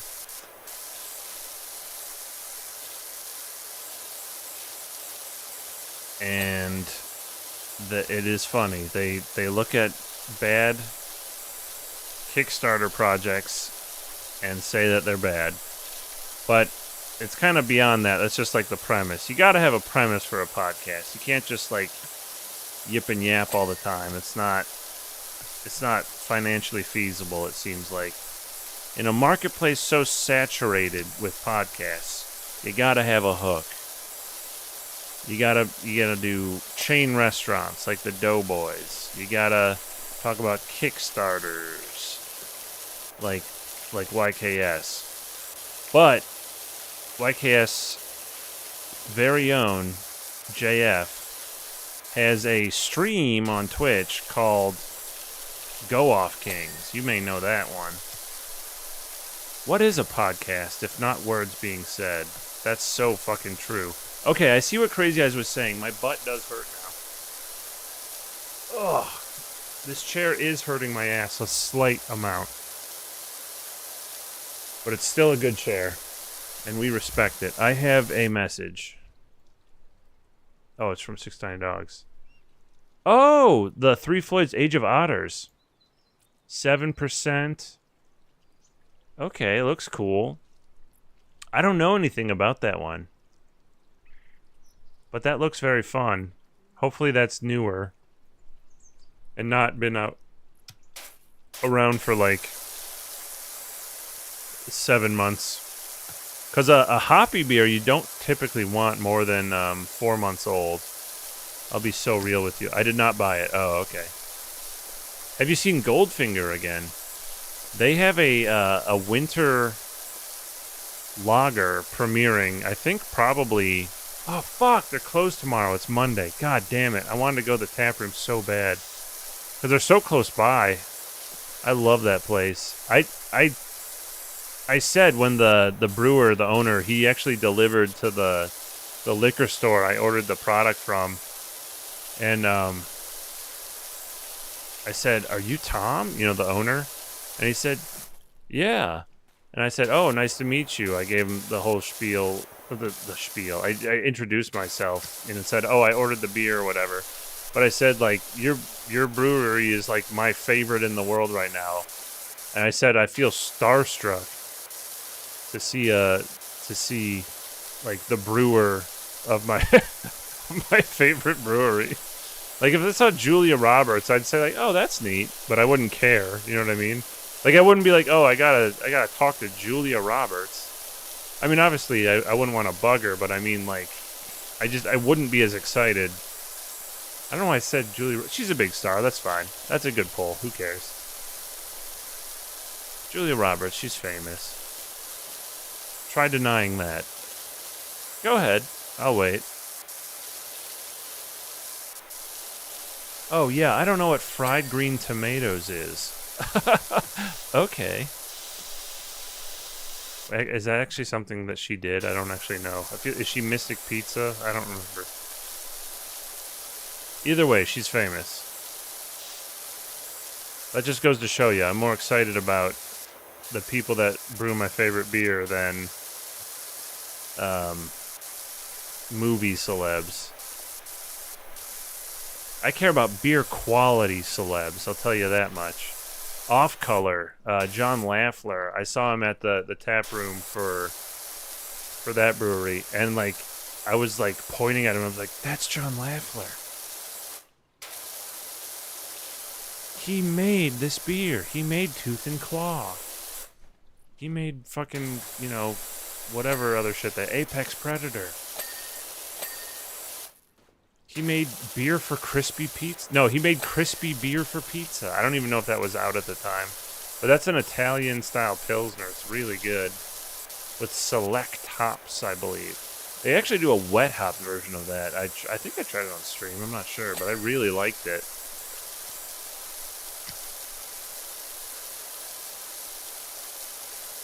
I like how much contextualizing it takes to explain the JF plus one joke. Let me ask you something. This is a real question. Am I still doing that? Is that what I'm still doing here? That's a genuine question.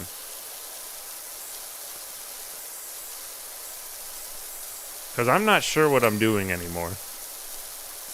I'm spraying the water on the stuff on the screen, and I know I have to keep talking.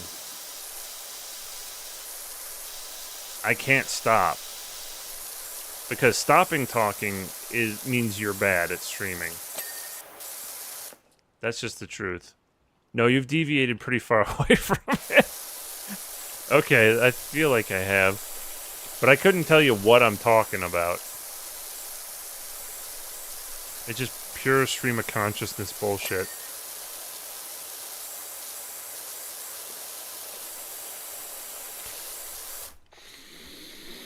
Oh. I think we're on a journey. That's so true. And it's the journey, not the destination. And okay, let's try to loop it back. Let's tie it back to like things we were saying. It's the journey, not the destination. But people talk about, like means justifying the ends. But the means are the ends. It's how you do something that fucking matters. It's not what you do ultimately. Actually, I don't agree with that. But hold on, before I completely roll that back, the what you do to people matters. It's not like how you complete something that matters entirely. It's harm you in an act, or, that's what matters. So if people are the ends, the means matter a shit ton more. Because people are the ends, to echo Kush Vlog stuff. Is there a mode where it rains and you don't have to wash so much? Holy fuck, that would be awesome if you could just,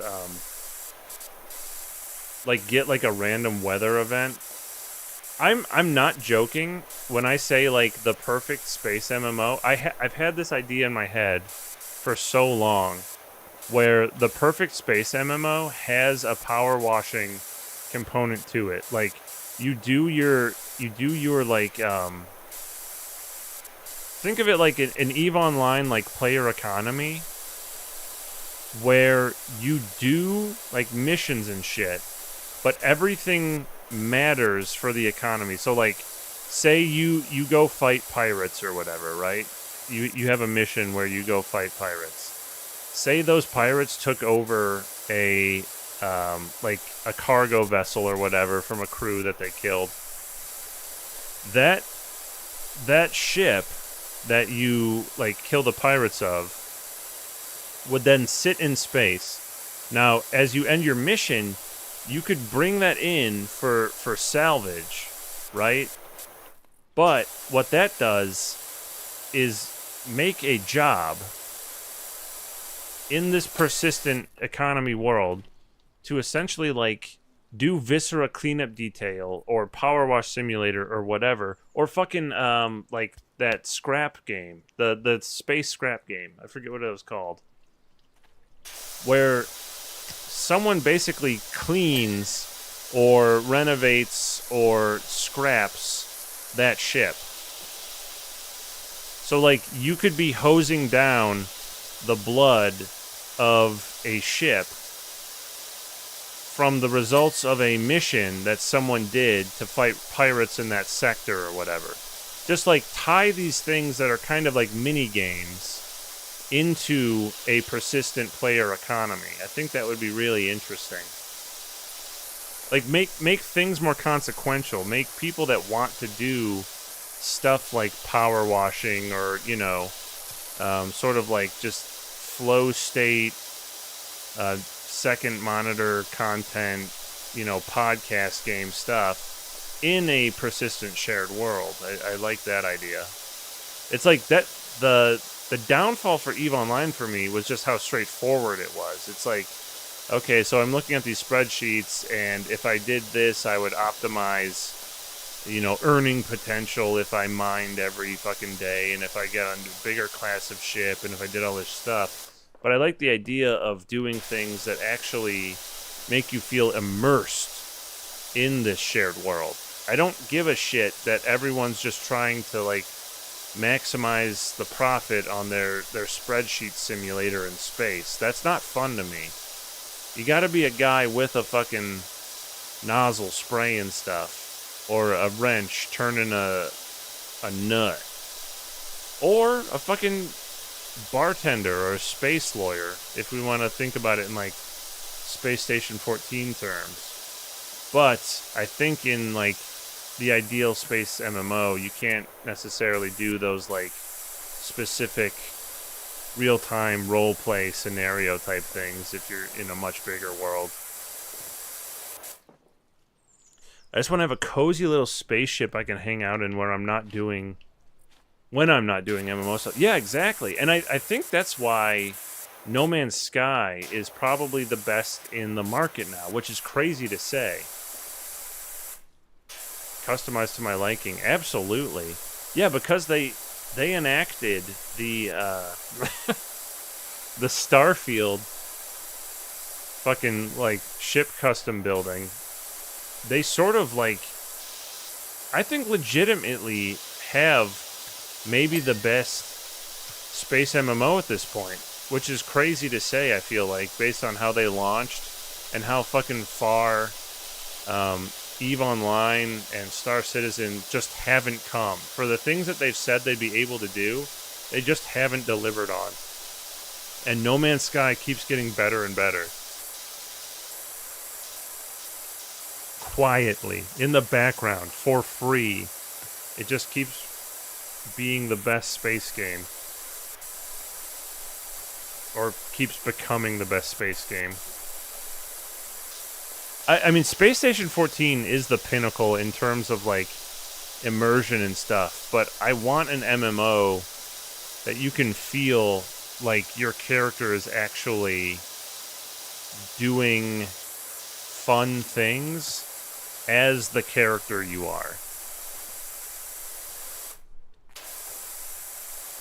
Like, your role playing is you are serving a role in the world, not just another person that does every aspect of the game all the time.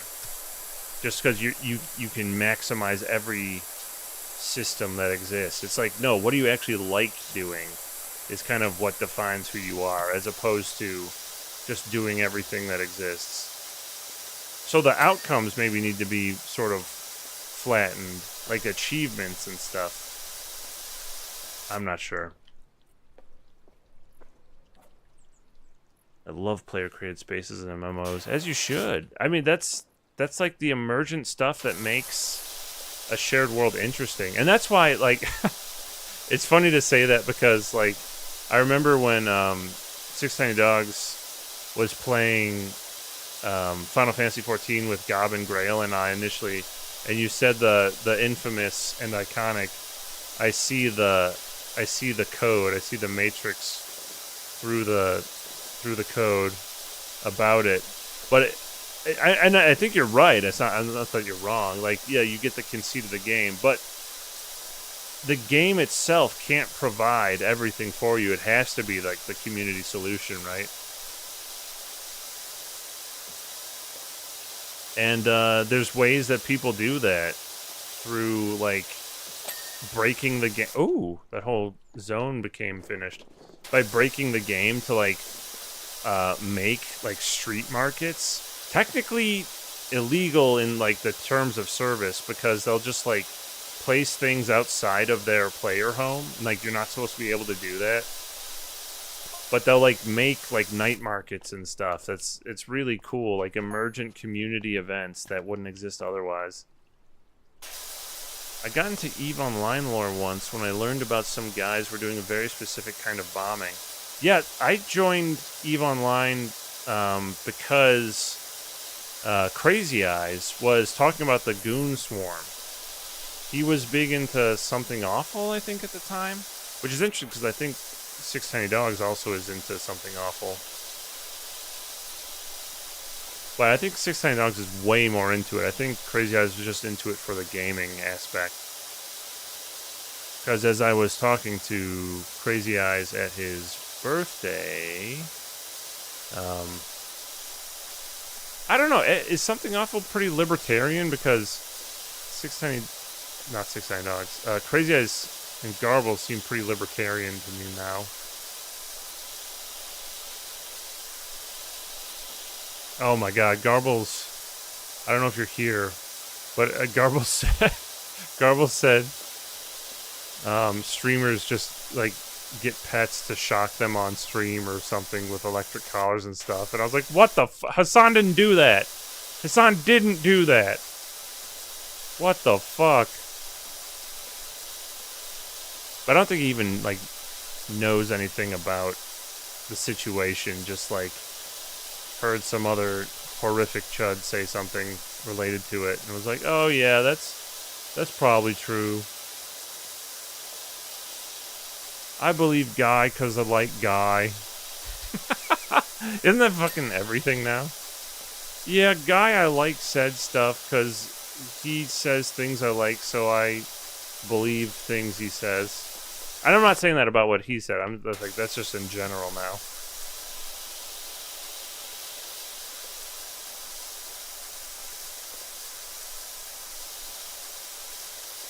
There's this one clan to this really specific kind of warfare. Yeah, I wonder if that's what it was. Because there was, like, things that, like, shut down sectors of the game with their like, bombing campaigns in a really weird way. Or, like, voting for, like, elected officials of the universe and stuff. I think if you're dealing with things as big as a fucking, like, galaxy or whatever, you can't have, like, elected galaxy mayor and have things happen in real time and have it have, like, consequence through forums and stuff. It's just, like, it's too limited. It doesn't feel like a big world at that point. If you're just like, oh yeah, the galaxy has a new moderator. Very weird thing that CCP did. You'll figure it out. There's probably, like, YouTube videos describing what the strat was, honestly. A lot of tiny disposable ships. That sounds really familiar. And is that the basis of the Goon Swarm? The Libertarian ones mostly got run out in like 2012 or something, but now the politics are mostly Blue Dog Dem. Sysadmins to two Maoists. Interesting. You know, I've not read a lot of Maoist stuff, but I have to think some things aren't the way they were. I mean, time changes. I'm not saying anything. I'm not critiquing anything already because I haven't even read the stuff. But people talk about, I can only speak about the general sort of cultural consensus around these terms I'm hearing, is what I will preface this with. But people talk about the fucking labor aristocracy of the imperial core, and it's like, buddy, I don't think that really holds up as much as it used to. When things were better for the generic, like, factory worker here, when deindustrialization hadn't fucking happened yet in this country, labor aristocracy made a lot of sense, and, like, the whole third world stuff, but that quickly dissipated, like, decades ago at this point. But I don't know the whole nuance of it. I'm just talking about the way people talk about it now. Rooks and Kings. I've never heard about that. That sounds very, very interesting. Like, I know Truanon are Maoists, which is interesting because they never talk about it. And like, even they would say, like, there's people who also call themselves that they would probably not agree with. I mean, like, any ideology has its broad base of viewpoints, even in such a niche thing in the, you know, the Western world. I mean, like, Maoism would still contain, like, super liberalist stuff like the Dengist stuff, right? So who knows? Although, I mean, there's still, I don't even want to get into the ideological stuff about that because I really don't even know what I'm talking about anymore once I start.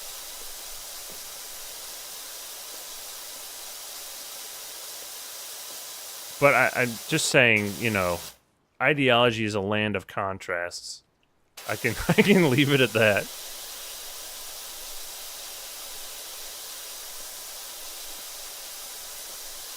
And be safe.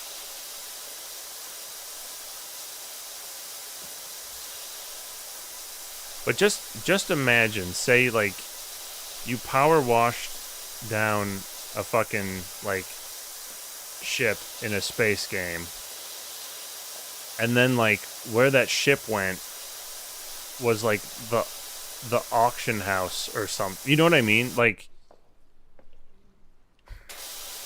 the market for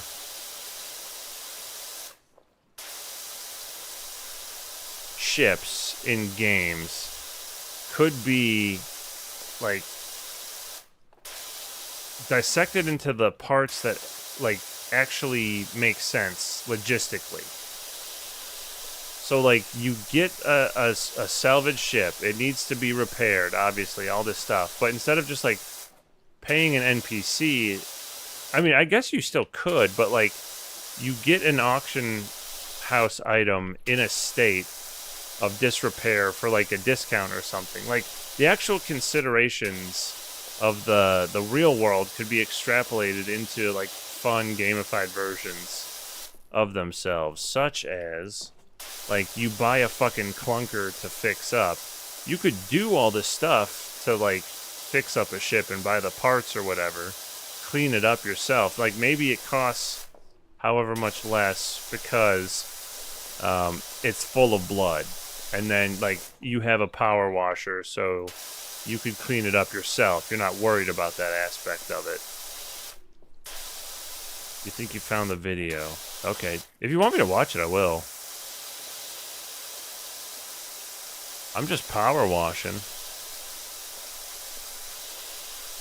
If that's something that would interest you, I can do the classic React streamer stuff. It's like an hour long. Well, I'm 46% through this map, so this might be a little bit as well. We might be here a while is what I'm saying. Holy shit. This is the type of thing that feels so good. Like, you get a straight line going. Oh, yeah. And it doesn't matter. I'm, like, taking only tiny slivers off. I just don't want to... Oh, that's the stuff. Oh my god, that's good. I just don't want to have, that. I don't want, like, a little line that I leave behind. A little skid mark. Ugh. I'm trying to do the funky thing where I do the free roam joystick while still just going up and down with my ASWD. Ooh, get it silky, please. Please get it silky. That's what we say in the power washing business. When you're walking back and forth, please get it silky.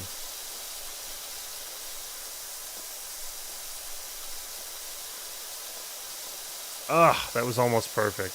It's like, this is like, you're getting into the territory where you like try to cut the skin off an apple all in one continuous length. You want to like go back and forth without leaving little marks of the dirt on the ground.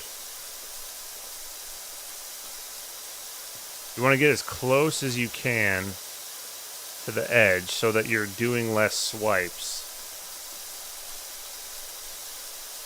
Oh, wow. Okay. This is when you really know you're into the game. When you start to just feel it. When it starts to become jazz.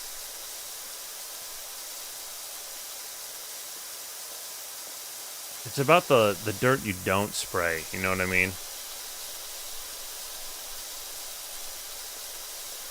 You get into the flow state of pure spray. Ah, I'm fucking up. So I'm trying to articulate it, but you can probably see what I'm doing. I want to get the wet part as close to the dirt as possible without leaving a mark. Yes. No! Oh my god, I fucked that up so bad. Okay, I think it's over. I think the dream died. Maybe it's easy if I don't put on the free spray mode. Yeah, it probably is. Just a more straightforward, side to side, front and back.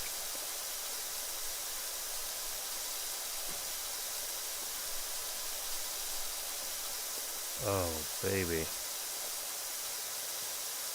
So satisfying. Ooh!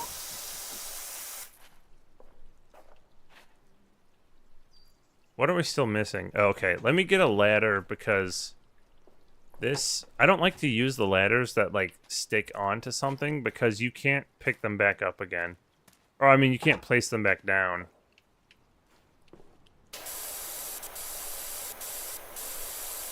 Am I hearing myself echoing through my own stream?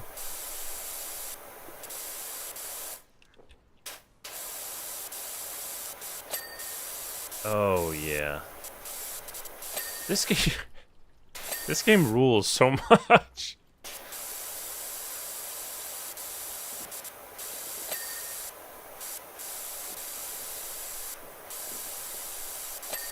Hell yes. Alright, that tree's dirty. Let's go.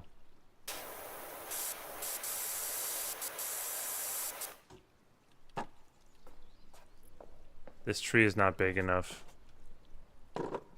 I'm sorry, the ladder's not big enough, not the tree. Dumbass. You fucking idiot. You piece of shit. Get under there. There we go. This is the tallest tree I think we have in the park.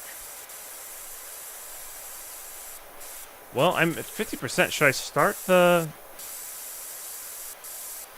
Oh, Before I talk about perhaps starting that video, I wanted to say I want to see the Chainsaw Man movie real bad, to the point where I think I might try to watch it tomorrow. There are show times. Oh, fuck. Oh my god, the beer. I meant to pour the beer. I have the cooler open and everything. Okay, this one is called Slow Walk Home. Drift easy and unhurried, glowing with layered flavors and aromas like juiced nectarine, honeyed citrus, and soft tropical bloom. The warmth of fading light and the quiet reminder that every small moment is worth holding on to. Hops, Cryocitra, Nectaron, and Amarillo. So that tells me with the Cryocitra that it'll probably have that punchy pineapple as well as citrus note. And why that is of note is because cryo does that. Cryogenically frozen versions of hops have like the terpenes that maintain, or that they have the terpenes maintained that give you that like big juicy note. So that was a real changer in the hop game. Yep.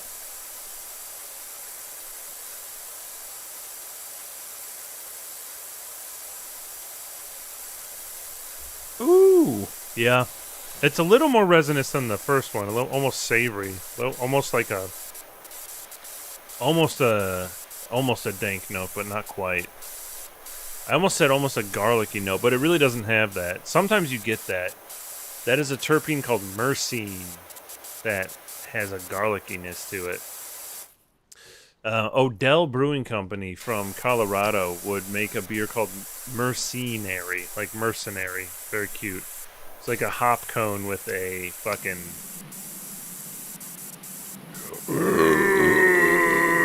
sword or something. Can you believe it?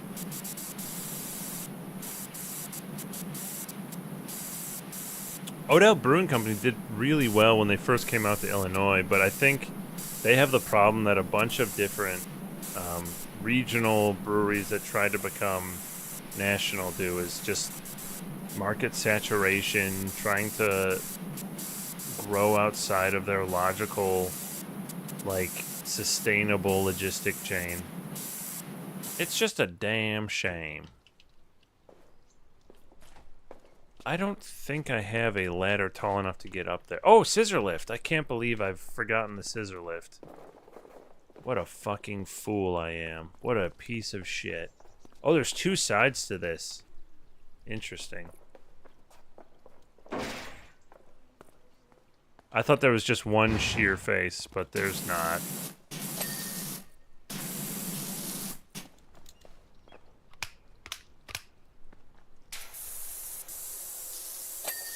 Woo! Oh, we spraying today.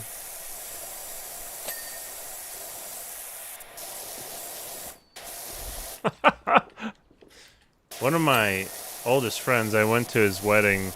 I was in the wedding party and stuff, and we got on the bus, and the driver, like, I assume just trying to be nice, was like looking at my friend's now wife, and was just going like, like just ogling the bride. Like, I wonder if you're like supposed to do that. Like, if you're trained on saying like, oh, you're so pretty and stuff like that, to the point where you're expected to ogle the bride a little bit. You wanna make your customer feel valued. So you wanna make your customer feel like they're sexually attractive on their big day. To the point where you as a transportation provider have to ogle them to some degree.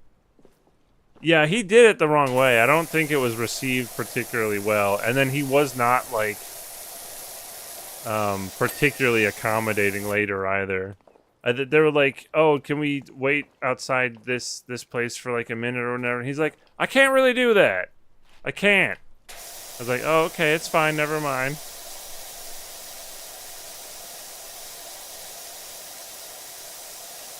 But I assure you, I still find you sexually attractive.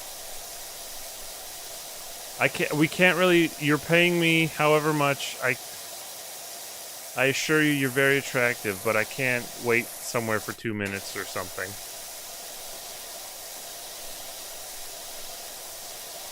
I don't remember, whatever bullshit. Either way.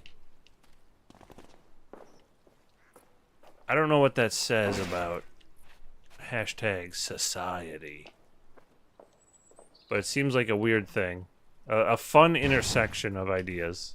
Let's say it that way.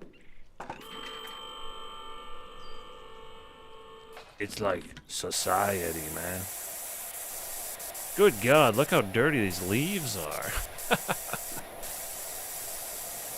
You ever wonder, like, why this is so caked in shit?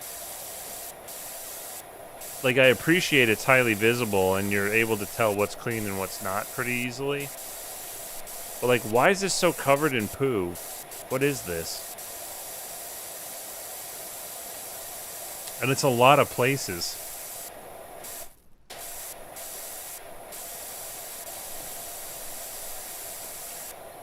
It's not just here, it's like every level.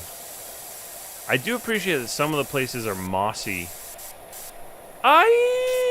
Oh, great. Guess I'll just be stuck down here then.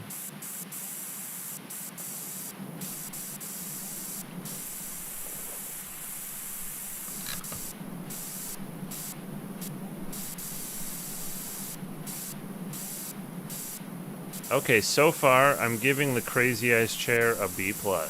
I'm liking it. My butt isn't hurting right now. And I feel like my like back of my neck is actually supported.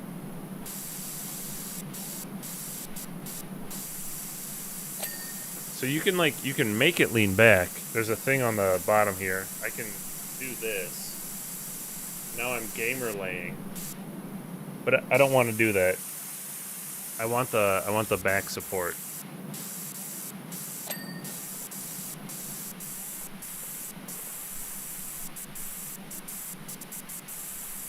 I feel like I'm doing this the wrong way.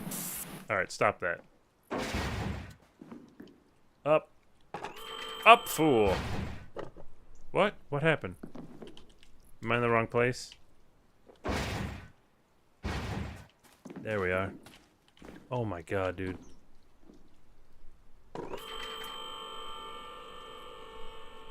Oh! You see the gnome? Cool.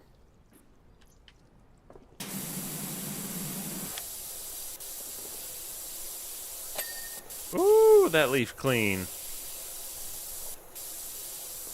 So Mux was saying I need to upgrade my shit. It makes this stuff so much easier. I'm inclined to agree. But he doesn't understand. I'm trying to save up for the professional grade. He probably understands.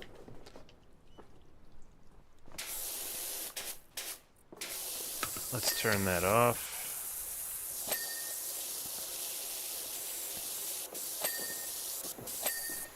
Alright, are we hitting all the right spots?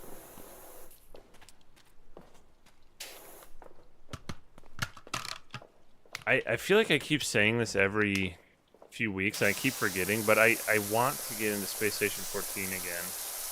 It's just so good. And I think it's the right time, because it is now officially Dwarfsember. No, Dwarfvember, forgive me.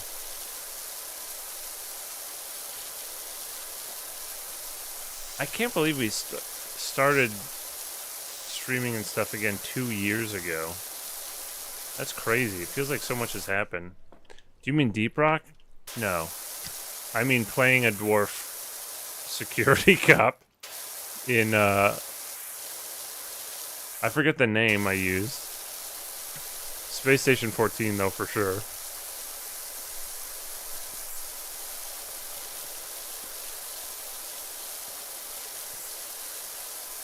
I totally forget. Urist. Oh, yeah, Urist something. But Urist is from, what do you call it? What do you call it? You call it something, I'm pretty sure. Yeah, it's you. Oh, Dwarf Fortress, of course. Fuck.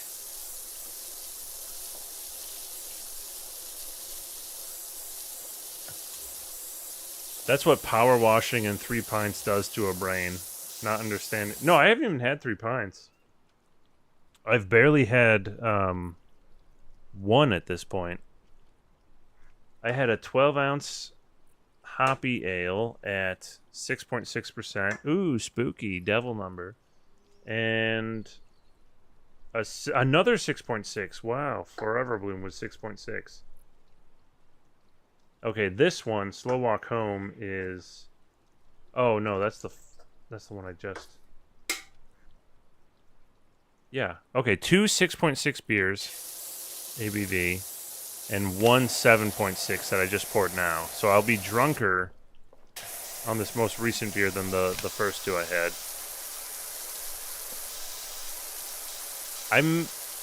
As much as I'm drinking a lot of more different beers and stuff now, I'm probably still a lot of a lightweight. Because I don't drink a lot consistently, so I don't really build a tolerance up. So like 3 tonight would be like as close to binge drinking as I get. Which, I mean, it's not good. There's no safe dose or whatever. But I'm just saying, I don't have the ability to go without feeling the effects of it. You feel me?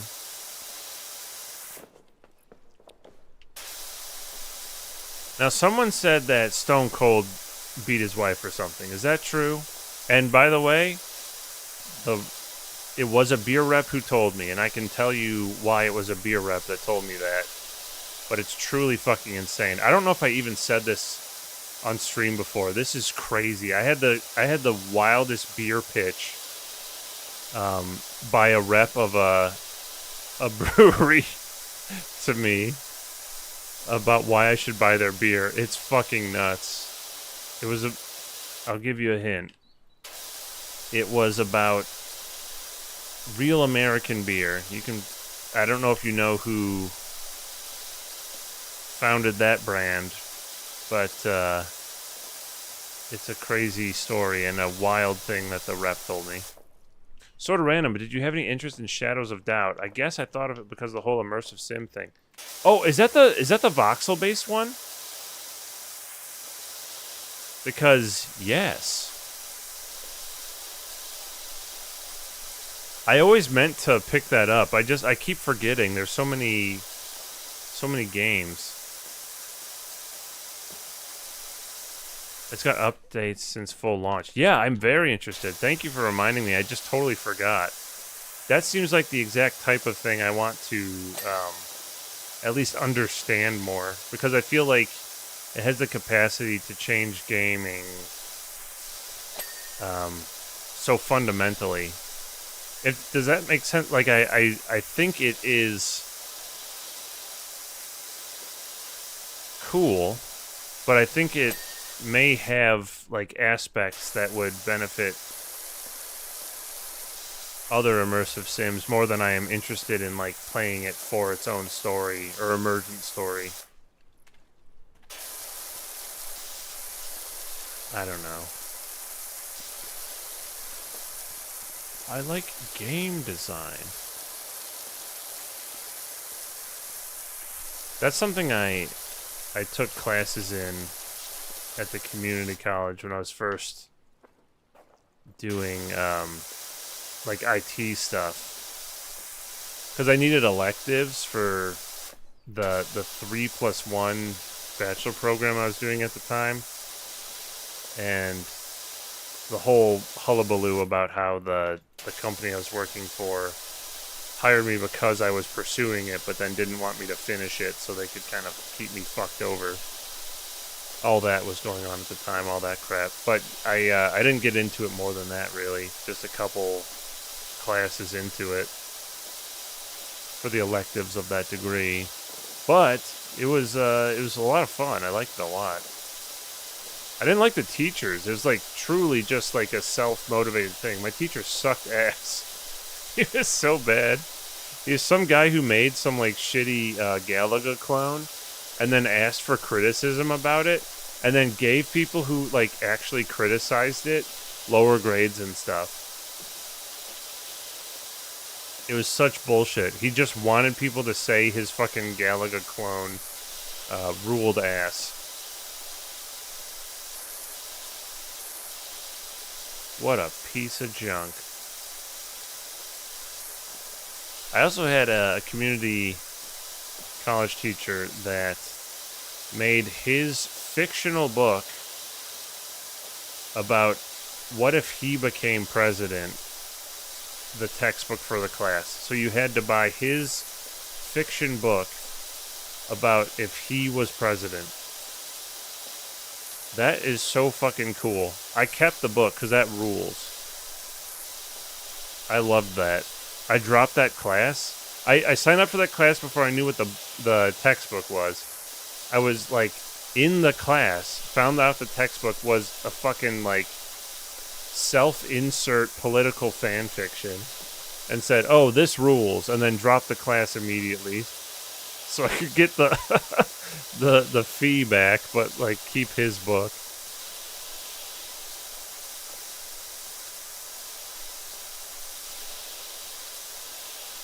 Fuck, I forgot what I totally lost track of thought.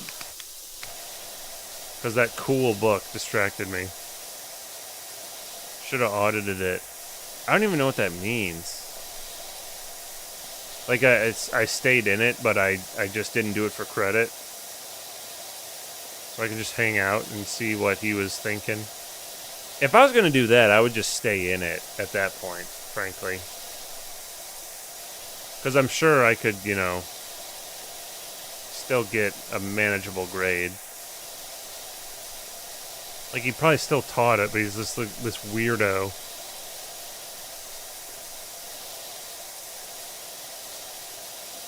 I have a friend who is a professor now. Isn't that fun? Because professors don't make shit for money if they're adjunct and stuff, so he was working part-time at the liquor store as well. But it was fun to talk to someone like at the cashiers about like interesting stuff. I think he hasn't explained the JF plus 1 meme, but that train is I'm supposed to explain that? Wow, I've forgotten I was even supposed to explain it at this point. So I don't even, actually, I'm not, maybe not the right person to explain it because I don't even know what the origin is. But basically, like, JF is like another guy. So, if you say there were 2 people somewhere, you'd say there were 3, there would have been 3 people there if JF was there. And that's about it. Is there more to it than that? I don't know.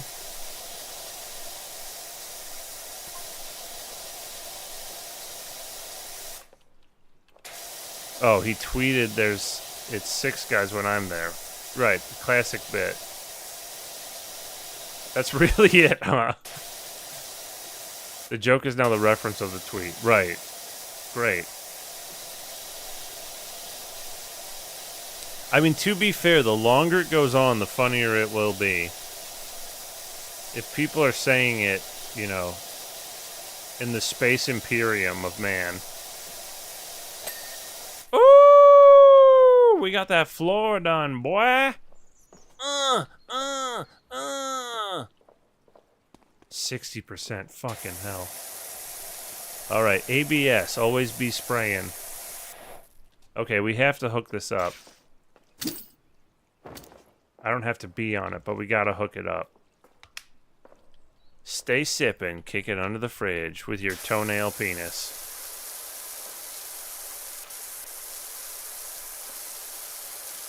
The classic JF bit of saying we're not doing the toenail bit. He's such a kidster.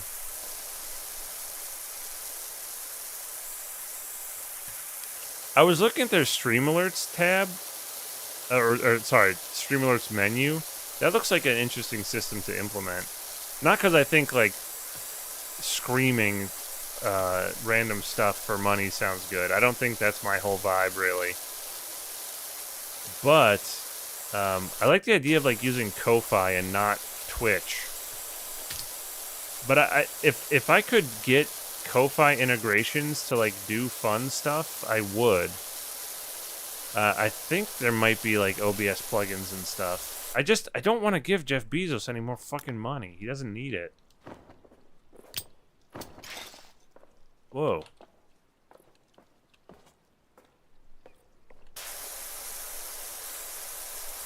Like, I wish there were things I could do to make it so, like, say, like, a sub is $5, right? And I see less than half of that. Way less than fucking half of that. What if the amount of that sub just went to me with no sort of, like, cut for Jeff Bezos? And that's basically what Ko-Fi does. Or is it Ko-Fi? I'm not sure how you say it. Because they don't take platform fees or anything like that. And Twitch doesn't mind if you, like, dual stream and stuff. So the fact that I'm, like, on Twitch really is immaterial to any sort of... I mean, they're making hand over fist for being the people that fucking host the servers for streamed bullshit anyway. And maybe Twitch will shut down in the next year or so, who knows, because of other reasons.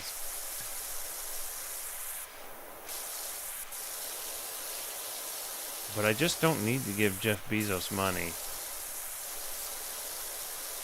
I mean, I'm sitting here in black and white, just frustratingly moving my mouse and keyboard around, saying there's just gotta be a better way.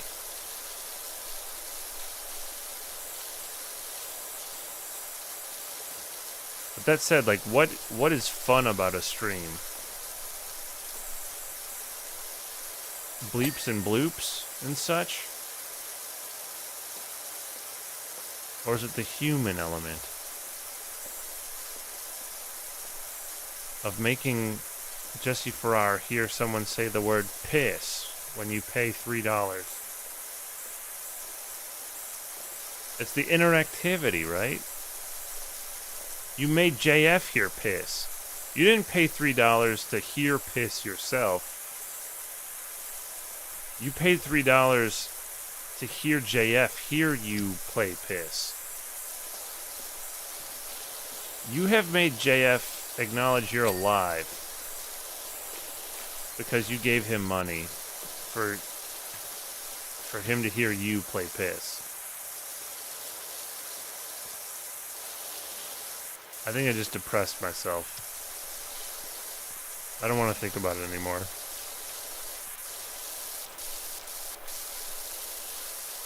Not that that's bad to do in a moral sense. Maybe it is. I don't know. But I'm not making that judgment right now. I'm spraying a digital plastic volcano down.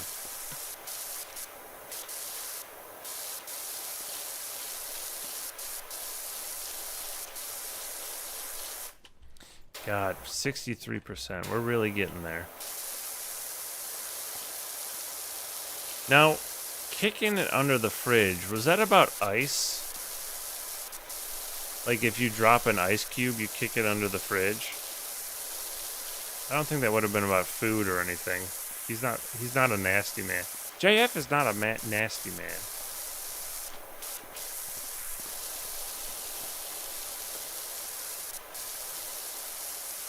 It was about a lot of ice. Oh, hell yes. Spilling on the floor. That's familiar. That's from my time watching. I've been on the stream. I remember like the Scott and I played the PUBG Black Ops game mode with Stefan. in Discord and everything. God, that's so long ago now.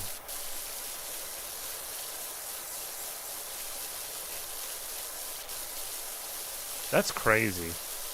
With like fucking 700 people or whatever that watch them, I can't imagine doing that now. That's nuts.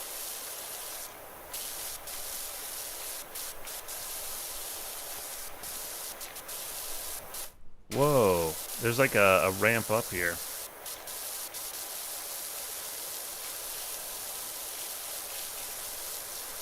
You can probably go down one. Yeah. It's nice when you can tell it'll dissipate, so you can go down like down in a level of intensity, and then you can splash water around a little more, a little wider.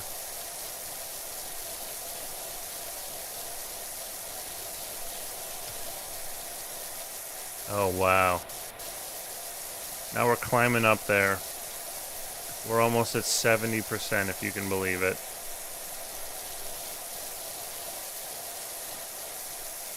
I left the best for last, the big volcano in the middle.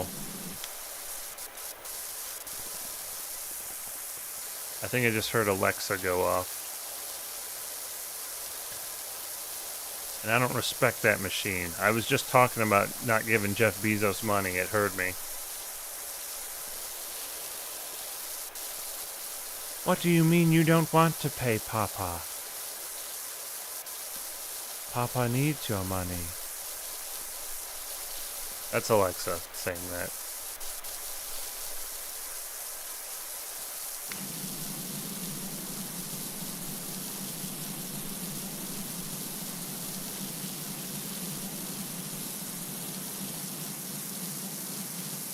Oh, that's too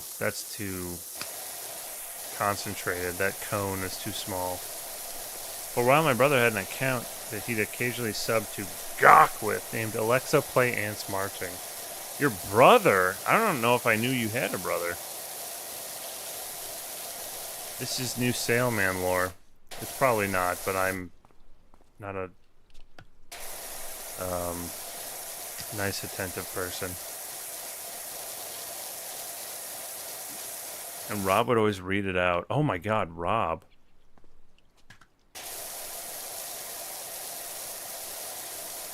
People would get mad. That rules. Now, did he show you Go Off Kings, or did you find it first and show him? That's the question. Or did you both arrive at it independently? That would be funny, too.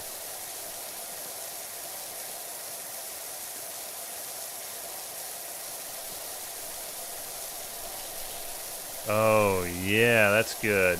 That's good stuff. That's good water on the plastic. I like it. Oh, yeah, we're getting good coverage now.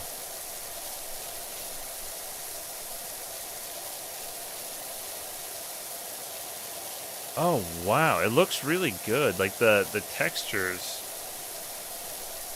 look like this is plastic.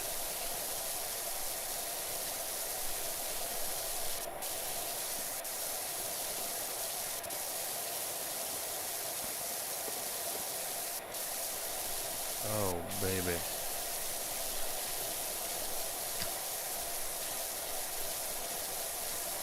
I think we both followed Stefan and Jesse and kind of arrived at it independently. Oh, wow.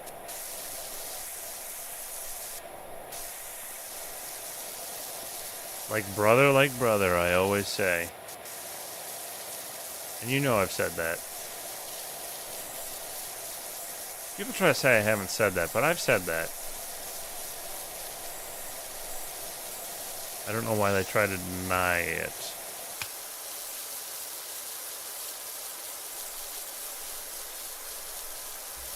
It's a quote. It's a quote. It's a Canon Smite quote. Like brother, like brother. Oh, yeah, look at that.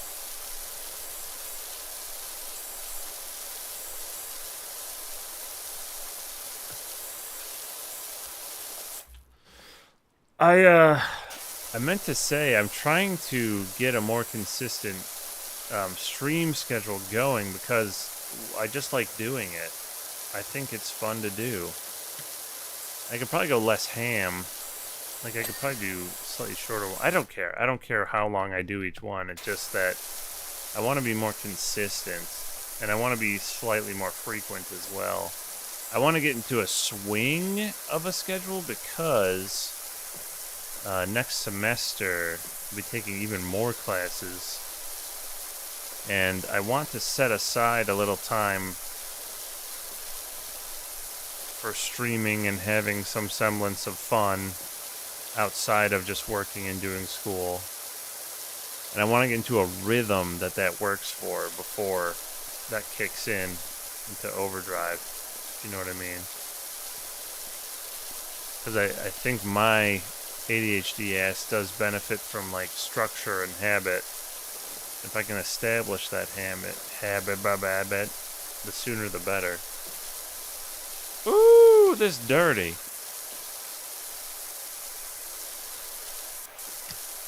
Can I go down one? Let's see.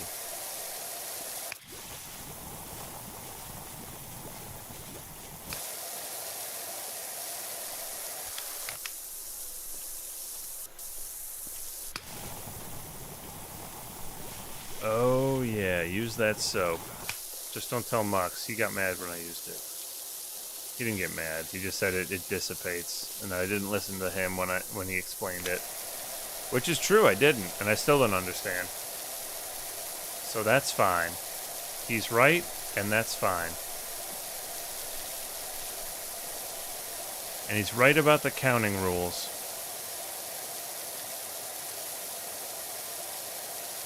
Muffin Party's birthday be damned. We'll reinstitute a new binary counting.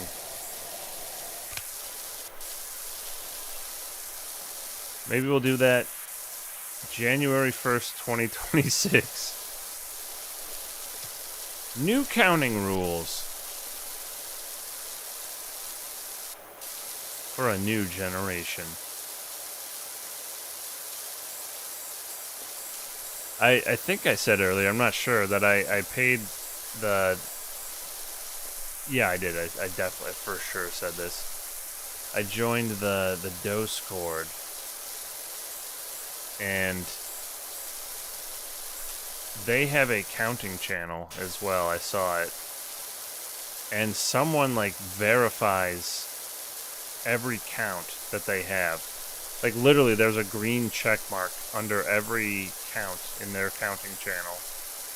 And I don't know if that's a mod or something. It's like, yep, that's the next number. But they're almost at like 200 fucking thousand in the counting channel. So if someone had to be like, yep, that's the right number every fucking time for almost 250,000 numbers, that's fucking nuts. Yo, what did Chair do? Crazy Eyes, hello. Chair good, I'm using it. You see it? Here it is. Do you like what you see?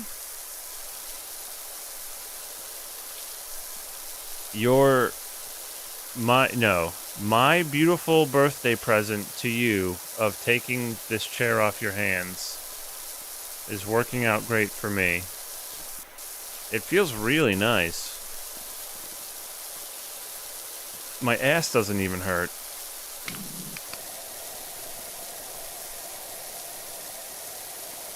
I know you'd mentioned like a tailbone issue with it. Got that new ass feel. Exactly. It's not accustomed to my ass yet. Oh, but it will be. It will be.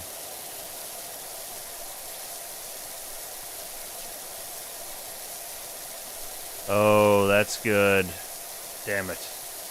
I almost had it. I almost had a smooth, clean strike. Oh, yeah. I need to do yellow. It's mossy. It's harder to get that crud off when it's mossy. See, look. There's all this little schmutz all over it. Ooh, yeah, baby. 72%. We're getting there.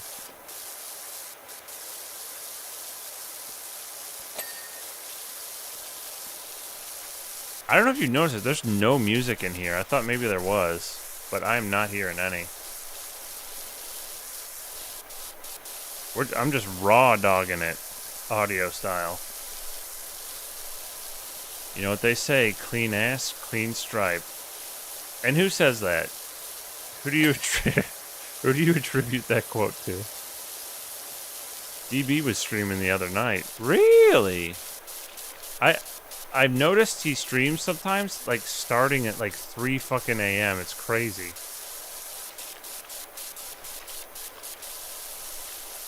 Playing Fortnite with a Neil Young playlist. Oh, wow, that rules. That's so funny. That's like at Crazy Eyes, where I think the thing we mostly could agree on to play off Garble's Spotify was War on Zevon. That was fun. Ew, Fortnite. Would you say that even though they added Goku and Flanders?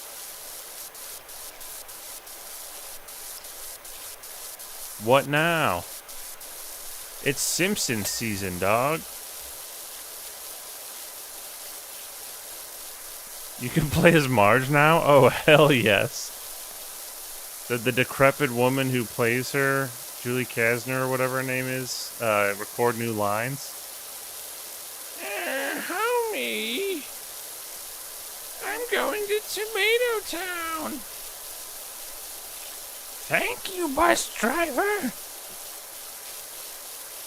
It was a wild coincidence when the Misfits came on. Ooh, baby. We love Misfits Halloween. Candy apples and razor blades. Little dead swimming graves. I remember Halloween. Dead cats hanging from poles.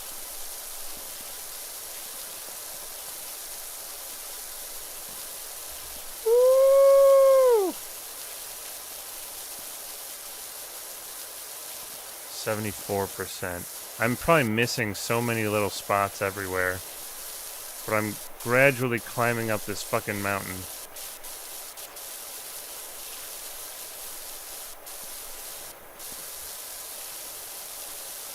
Oh, yeah, that's good.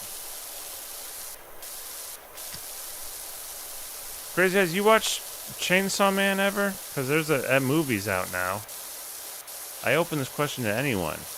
If anyone's been watching or reading Chainsaw Man. Pretty good. I just caught up on the manga. It's pretty crazy. That's all I'll say. I don't want to spoil anything. Because the comic's so far ahead of the show. And the movie that just came out and, like, I guess topped the box office, which is crazy, is only a little part of, like, the next story beat of the first arc. And it feels like it's so far ahead of that now.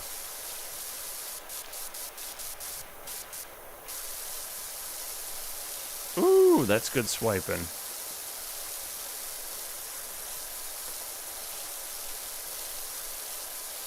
Lava climb cliff face. That's right. Give me that cliff face.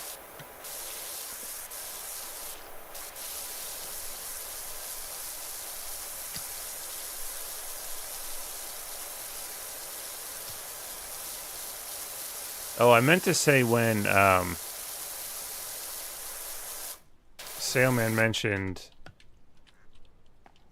Alexa play Ants Marching, that that Rob said it. It's been so long since I remember Rob being on the stream.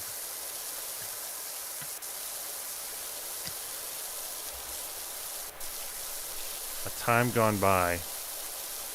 It used to be that the outro for the song was Rob rapping.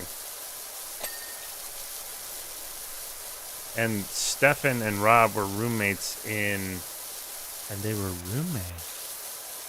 LA before Stefan moved back to Canada, and Rob moved back to Kentucky.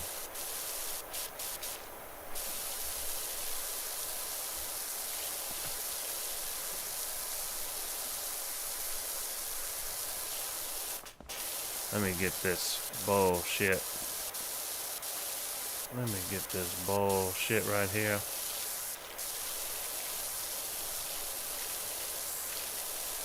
Fucking used to be 3 fucking guys. Remember that?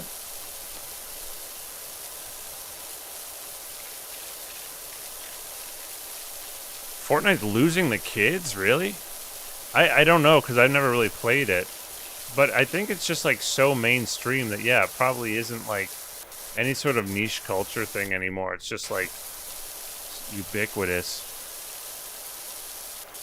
Kids yearn for the mine. Kids are still playing Minecraft like crazy. That's true. If that's the mines we're talking about.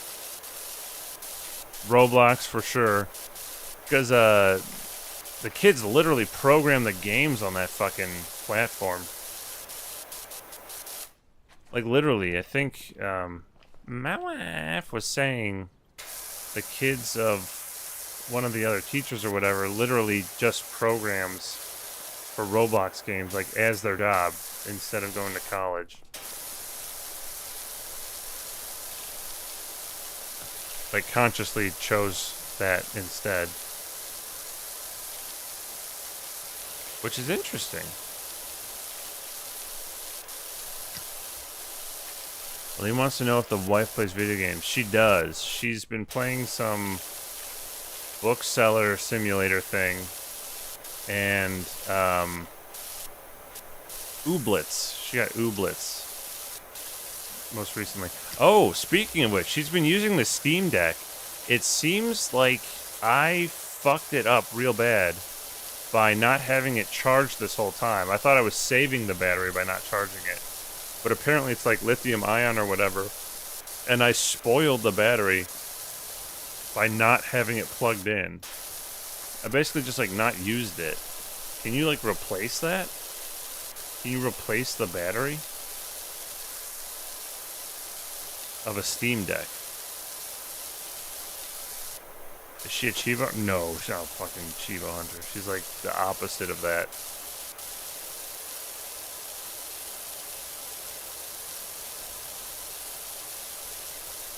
She's always like so impressed I like do the seasonal events in Final Fantasy so fast, and I'm like, it takes 20 minutes. I don't even know what you're talking about. It's pretty modular. Okay. How many monsters would you need to be paid for you to do it, Crazy Ass? Can you replace, as a fun event, can you replace the battery on stream? Wouldn't that be something, folks? An event to behold. I may have done the same. Oh, you replaced it? I put it on protect battery mode and leave it plug in.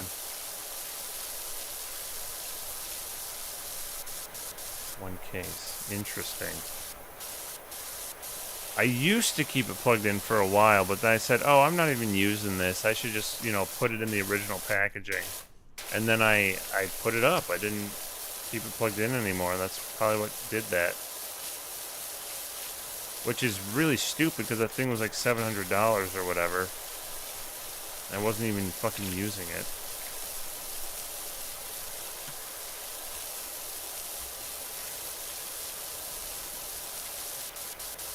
But yeah, she's got Ooblets. She does still play Final Fantasy 14, but like so much less than I do. It's crazy. I mean, I never log out. I'm always in it. so that I can do my lead quests and stuff.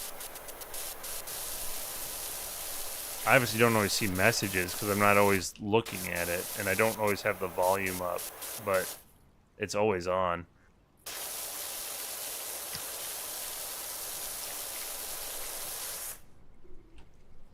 Oh, wow.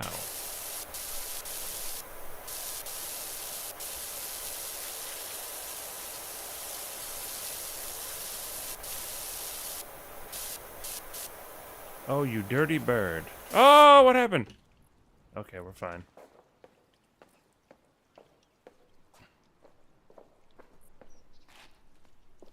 Oh, I can definitely hit this.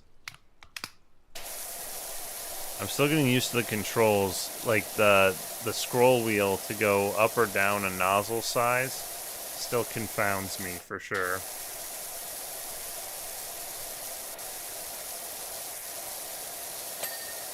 Ooh. Man, I love Viscera Cleanup Detail. It's kind of depressing. They were talking about their plans for the new Viscera Cleanup 2. And they're doing Unreal Engine 5, right? But it also sounds like it's just a long way out. Like, you need to be faster in this gaming climate, frankly. Like, put out the first level. Like, make there be one level. Make it... Put Mod Workshop shit out. People will take all the old levels, put it in the new one, put in the new engine. You'll have people playing your game. I'll be playing it. Love that crap. I love Viscera. I love cleanup. I love details.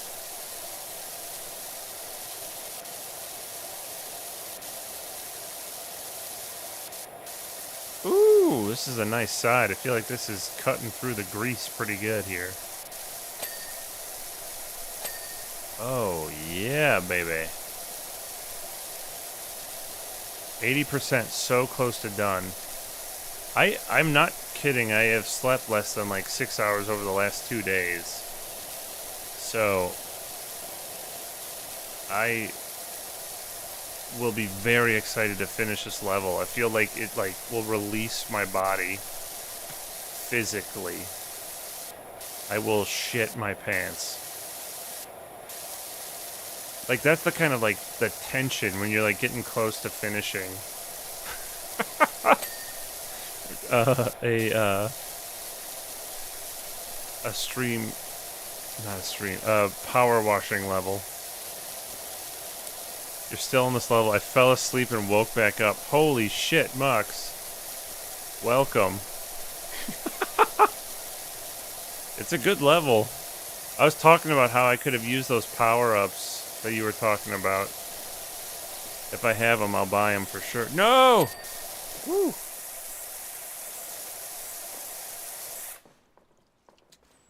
We love to wake up, don't we, folks? Mux probably works in the morning. That sucks. Not me. Couldn't be me. We're about to go into the shittiest, busiest time for the liquor store. It's going to be a bunch of people that don't know what the fuck they're looking for, that don't really care about anything.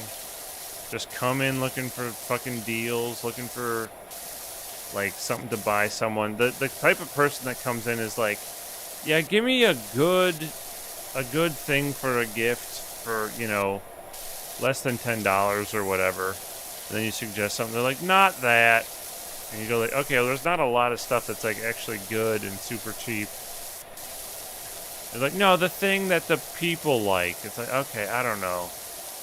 Christmas exclusive shoppers just are the worst.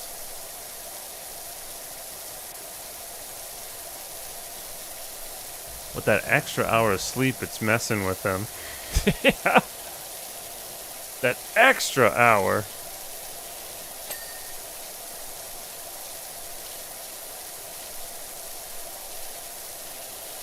Okay, well, no battery replacement requires a heat gun and shit. That might be more than I want to fuck with. Oh, it does require a heat gun. I hate that crap.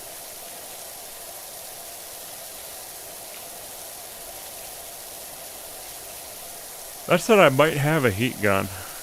I mean, I definitely have a hair dryer, but like we may have like an actual plastic, like shrink wrap sealer. But it might be on the farm. If I had to drive to the farm to replace my Steam Deck battery, that would be funny.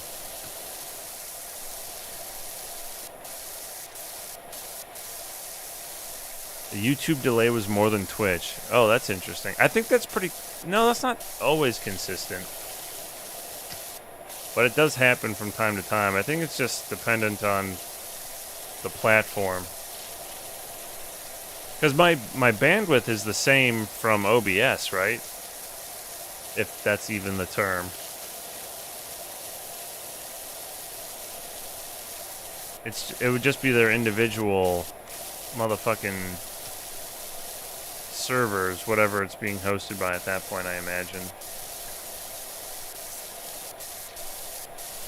Ooh. A little cottonseed blew past me. That's a nice atmospheric touch.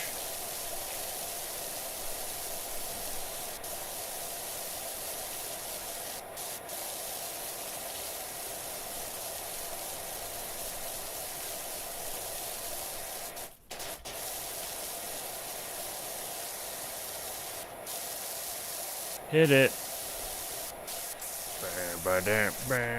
Oh, I fell. Woo! Yeah, baby, get it. Oh, yeah, that's the stuff.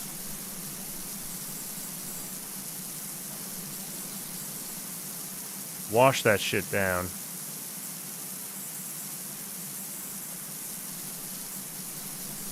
Yeah, what's important is you watch Twitch and YouTube at the same time.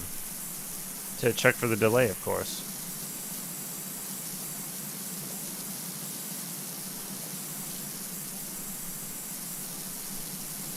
Okay, I think I have... Yeah, I have this thing here. Set that up. What happened? Place it. There we go. I just heard a duck.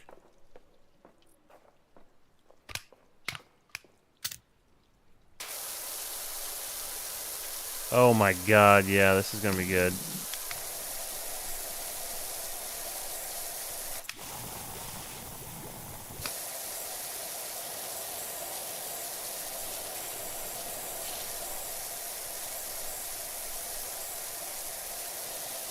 See, I'm controlling the level of this thing with WASD.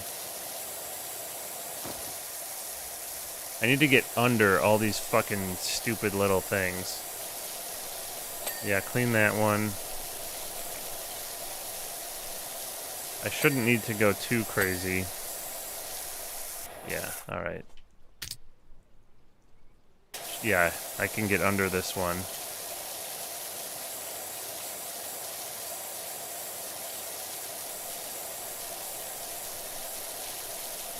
Yes. Yes. Yes.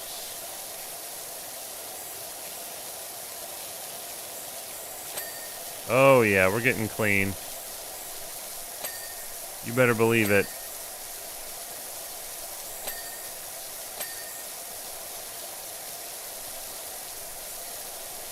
Now that we're like 83%, I'm feeling it. As Blink-182 once said. I'm feeling it! Remember that?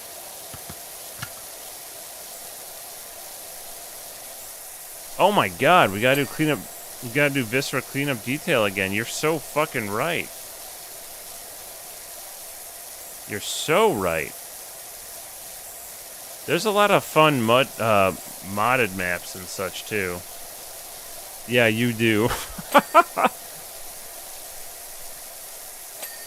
Mux is out.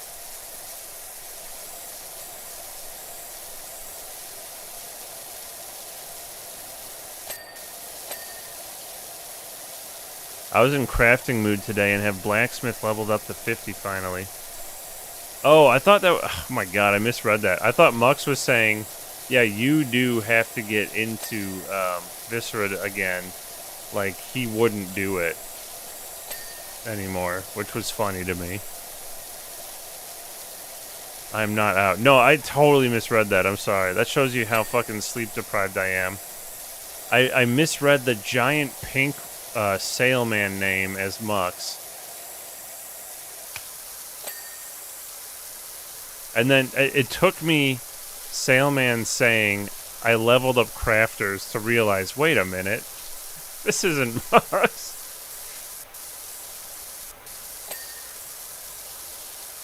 Wait a minute. Who are you? Kazoo Kid.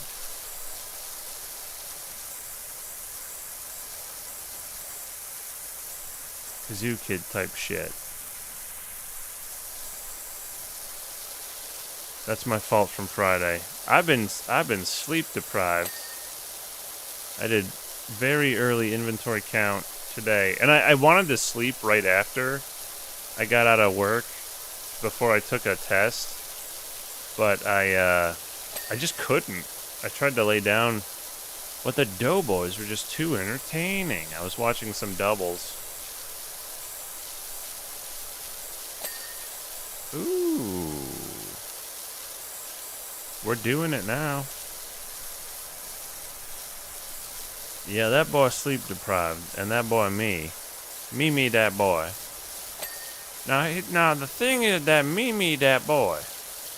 Yep. Yes, sir.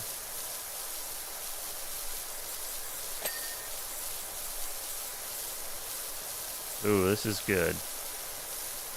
This is good power washing.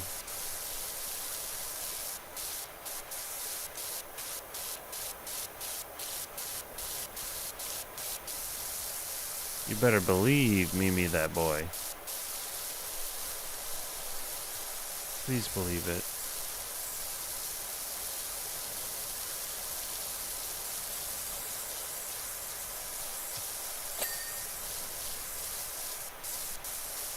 Oh wow, this is so satisfying. Like, this is like the last big part of the map. You just ascend. I also kind of redid my retainers, so now one of them exclusively holding crafting mat. Oh, that's the way to do it, yeah. Perfect, that's what I do too. So you know it's good, because I'm Dr. Chibo. I got more achievement points than that guy who streams to a couple hundred people at a time. Himself doing achievement points. Cider Spider, that's the name.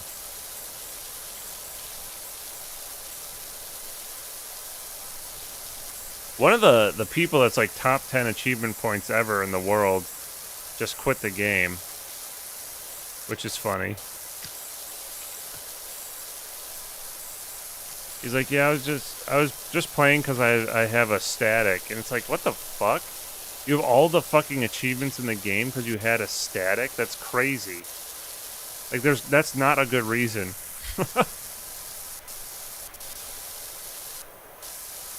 I mean, no reason's a good reason, but you know what I mean.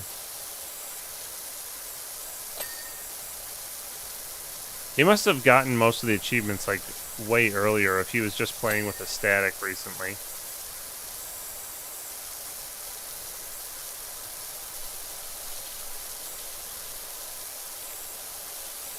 I mean, because combat achievements are not even that much of the total achievement levels.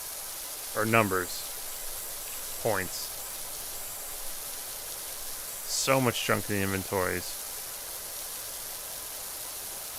Yeah, tracking down the little shit you miss in this is going to be quite annoying. But I do try to check it. Like, I try to get that ding sound for the type of item thing I'm doing at any given time. But the other thing is, like, there's a whole nother side to this fucking thing. So just because I'm on the top doesn't really matter. There's another side.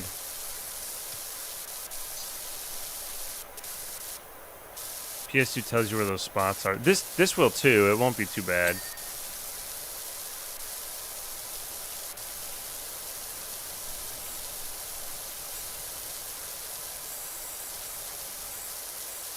That would be horrible if you're just walking around like, yeah, no one's ever finishing the levels because there's a little spot that when you highlight it, it doesn't even show up, that's so small. And everyone's just walking around the same level going, I don't know. Oh, fuck. Well, how's that?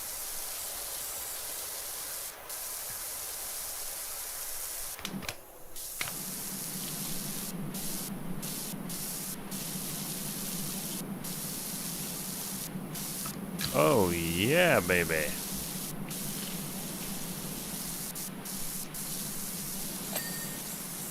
Hit those rocks.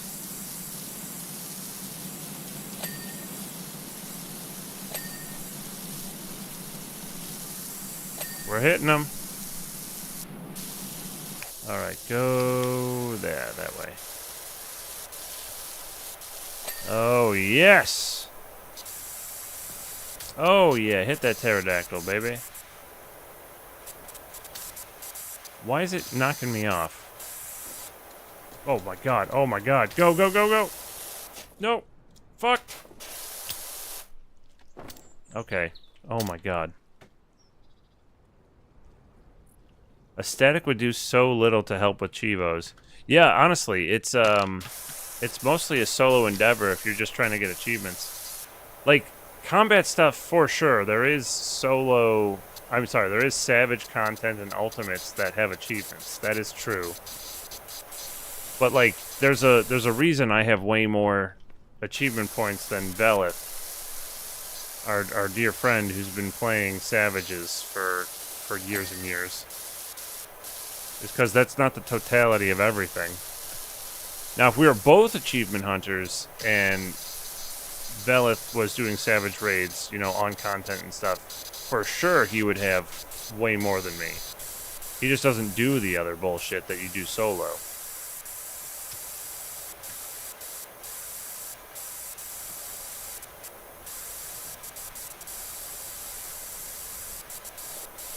Yeah, get that pterodactyl's asshole. Get it real clean.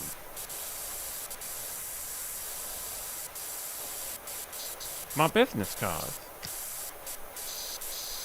I can't find my business card.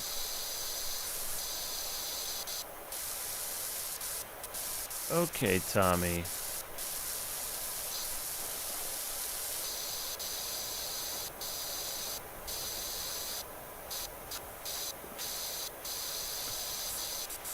There we go. Yeah, feed him. Feed him the water he craves. That's a thirsty bird.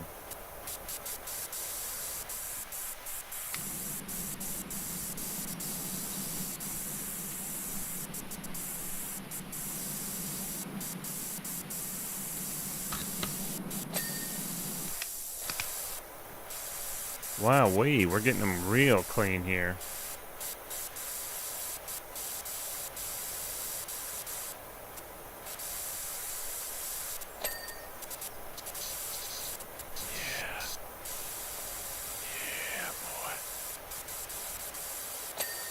Damn wangs clean. 89%, we're getting there.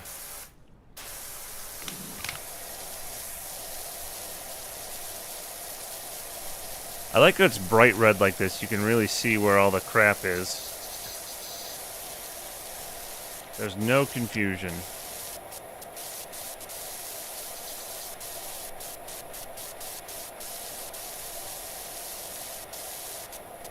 Statics are kind of fun. Yeah, static is fun. I would like one. I haven't had a consistent schedule for like 6 fucking years. It's crazy. So maybe if I can get into the swing of one, I could start doing static stuff, which would be nice. You do need to get Alina to play though, Crazy Eyes. The time has come. Hopefully she's finished Baldur's Gate 3. And if she hasn't, but also still hasn't played Final Fantasy, then that may be a more ominous sign.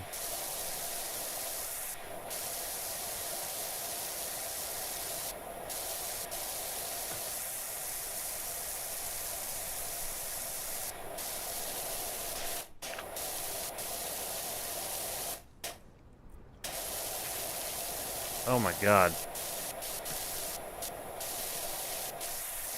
This is like such a weird spot to be in. It's really hard to get an angle on the dirt I'm trying to finagle.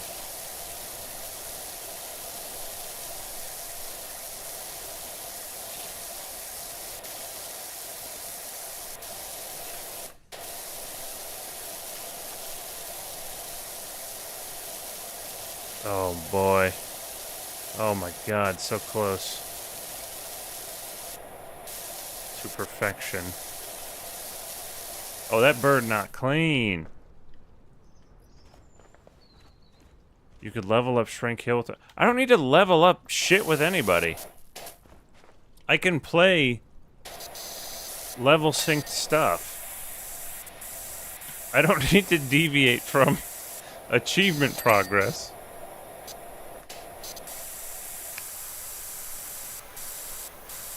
Everything can be Ignatz. Ignatz forever.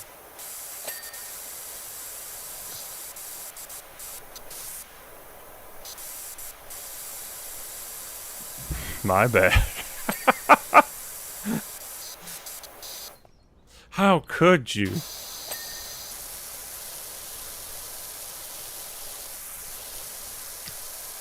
I am Ignatz. Ignatz is me.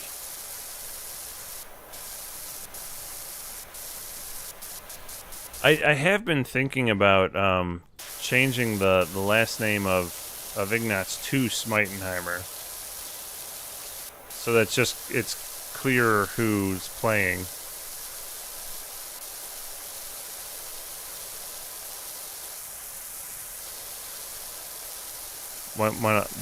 Oh my god, might want to level up your bit. Oh no, the best part about that is if you really needed to level up a bit alt, you can just buy a story skip. You can do it for money.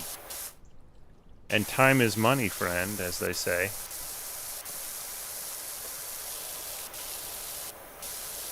Time is money, friend.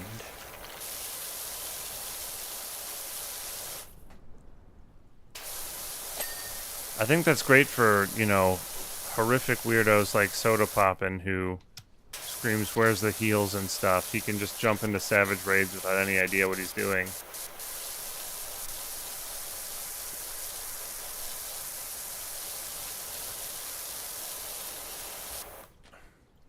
Where's the heals?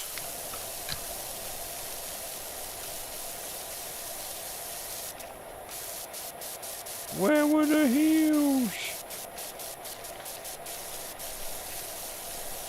Anything can be had for a price. What are you buying?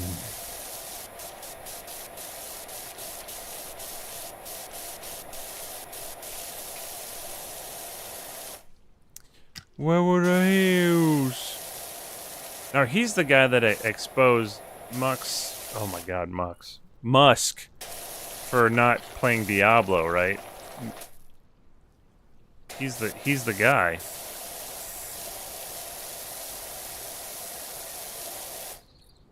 Khajiit has wares if you have coin. Wow. What a blast from the past. I liked Oblivion. I liked Skyrim. I liked Morrowind. I never finished Morrowind. I was a wee child that was like, okay, am I leveling up right? I never knew what I was doing as a kid playing Morrowind. But by the time Oblivion came around, it held my hand enough, and it had fun enough stories, like the Dark Brotherhood stuff. I really liked the Dark Brotherhood in Oblivion. That was so fun. The Night Mother and all that bullshit. I had a great time. I'm not doing the remake, the remaster. I ain't touching that. What are you buying? What are you selling? That's Resident Evil, right?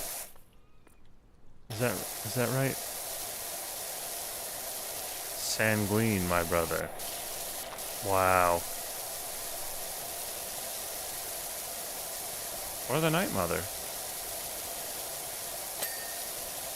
I like that those, like, they say the passcode stuff to you, and then if you don't know it, you don't get in. That's cool. That's immersive, you know?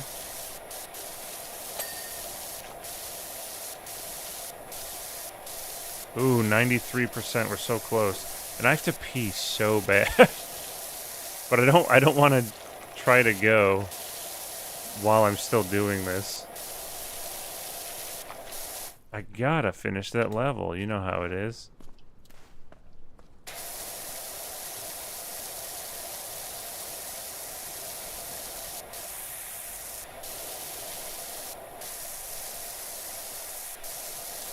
There's some doo-doo still in the level's butt cheeks.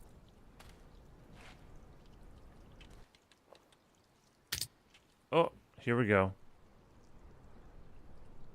Oh, my ass! No, that's Gorgos. I thought he took it from Resident Evil. But that is what I remember as well, is it being Gorgos who said it. Oh, yeah, here we go. No! Oh, my dumbass.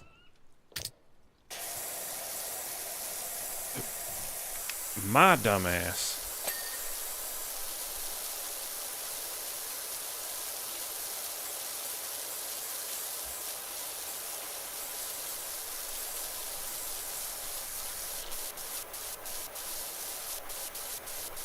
It's his in spirit, yes.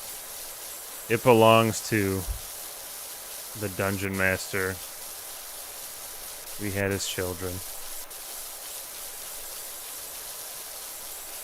Blessed be his name. Speaking of blessed be his name, I've been waiting for that Dolmenwood setting of like old school Renaissance type D&D setting thing on Kickstarter to be done. It's been fucking years since they've been in like a workable PDF version.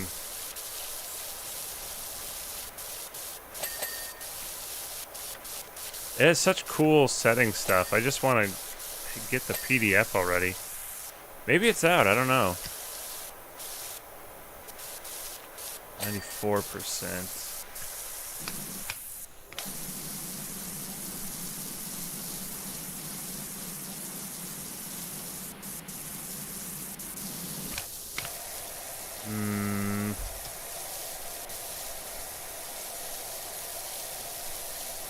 Here we go. Get the cool. Get the cool shoe shine.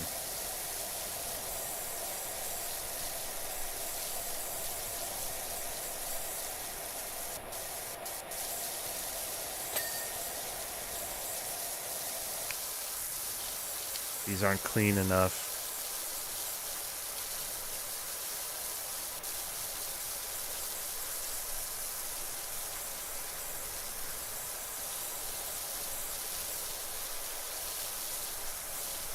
Oh my god, so close. Really, I'm going to be digging around for all the little pieces of shit I missed. Because even though it'll show you, there's so many fucking little parts on this map. Each little, like, boulder hold is a fucking thing to clean with, like, 4 different sides.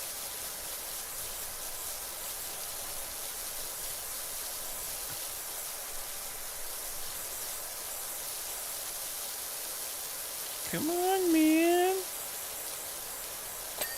Oh, yeah.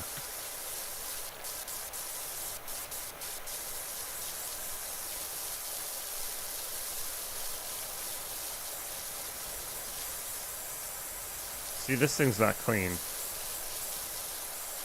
This fucker right here. Get clean, fucker. There's gonna be 6 million instances of doing that. 95% though. Holy shit.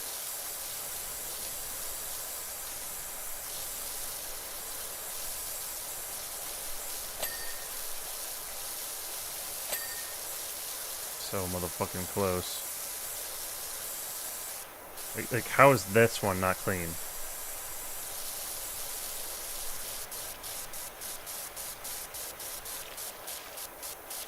What cursed child death trap of a map of even is this? This is, of course, a fun little rock climbing zone.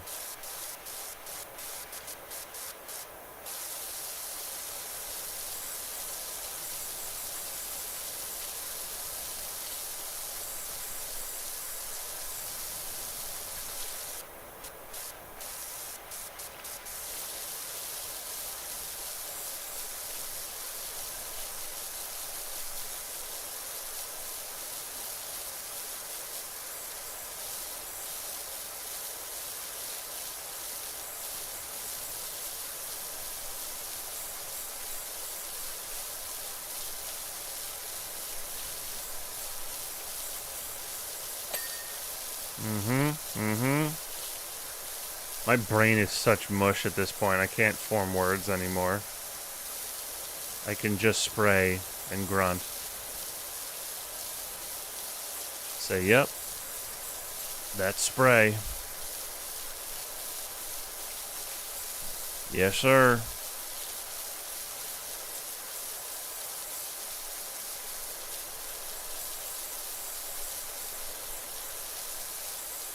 Sprayed that mess right up. 97%. Holy shit.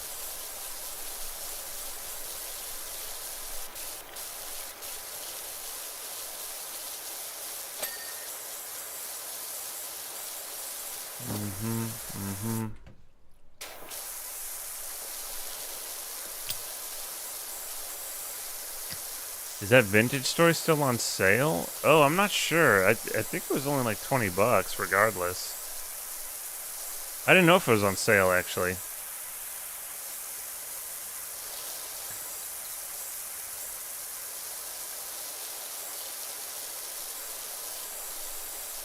That's a fun game.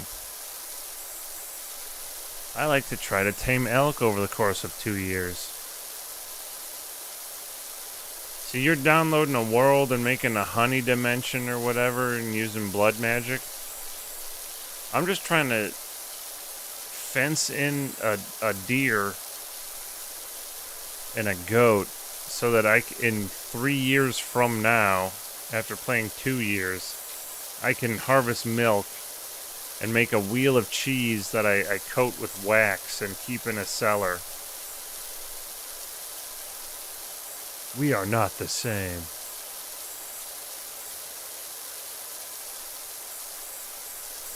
I'm off tomorrow if you want to do some deep dungeons. I am also off tomorrow. Let's do it. Let's fucking do it.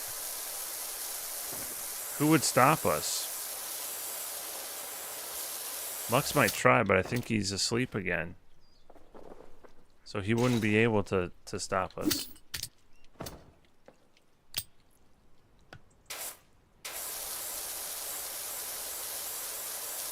Playing that long... It is a very long game, for sure. If we're talking about Vintage Story still.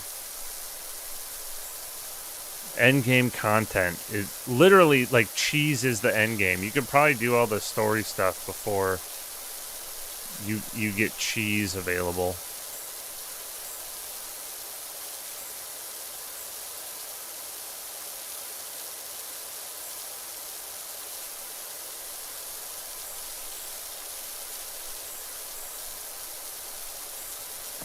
Oh no, I shouldn't have done that.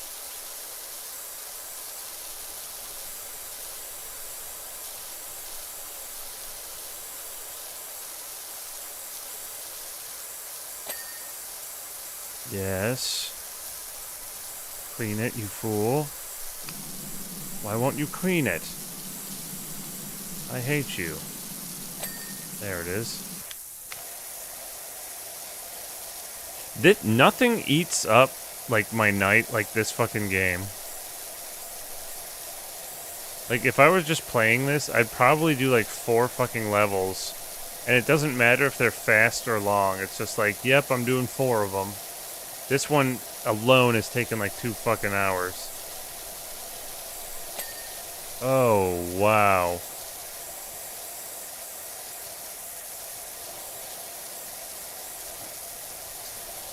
Okay, yeah, I gotta hit some of this shit. Yeah, that's one of them. I'm at 99 fucking percent. We're almost there.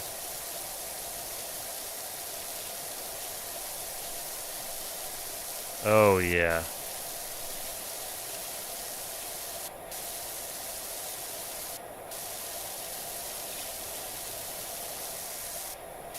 Oh.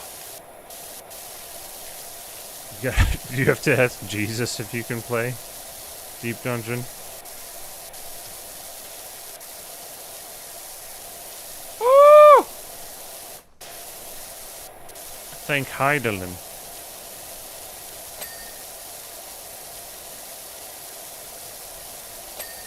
There we go. Ah! Oh my god.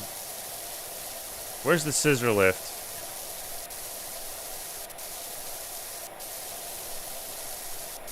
Remember when I was joking about trying to bring a scissor lift into a climbing gym like 2 hours ago? Oh, that was great. When my brain worked.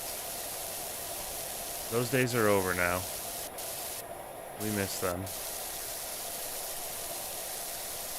But we make do.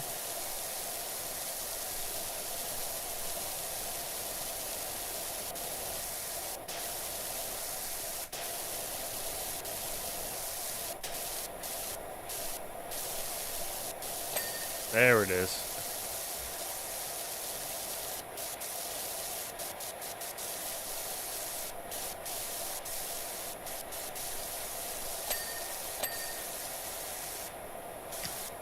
Yes, messy boy. No! Messy boy, no.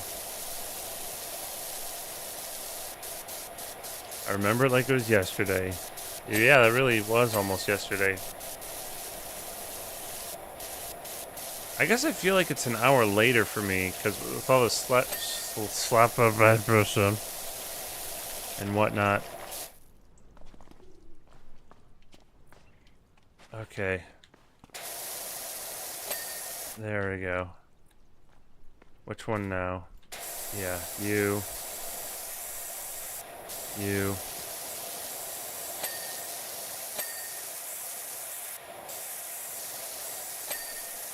Uh-huh. So many of these fuckers are dirty.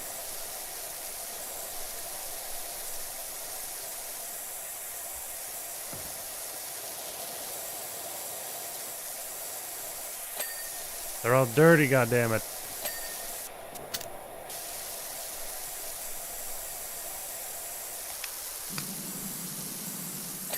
There we are. Where else you got dirt? Show me. Oh my god, I'm at 99%. Please.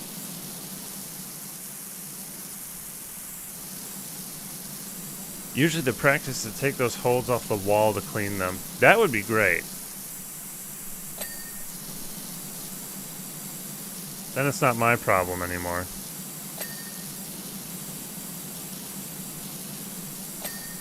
Okay, where else? I wish it'd like sort them by height or something. Oh wow, that one is dirty. I must have just missed that one real bad.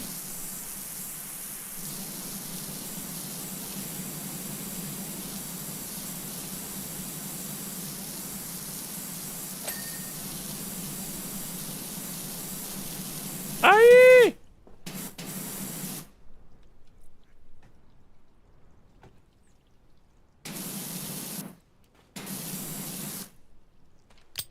Okay. Oh, I hear wind outside. Yikes. I don't see any dirt on this guy. Where's your dirt, fucker?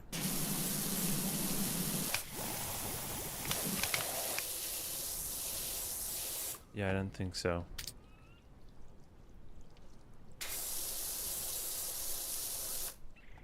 Alright, where now? Yikes. There it is. Okay.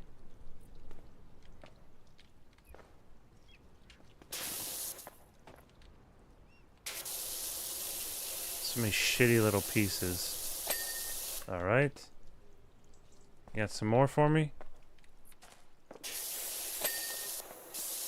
Dude, I'm at 99%. This is torture.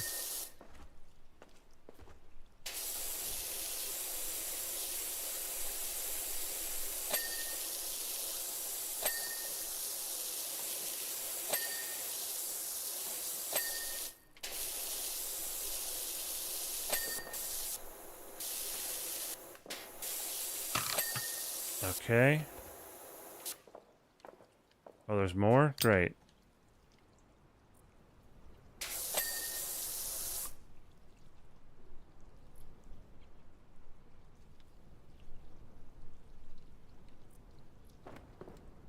Fuck off.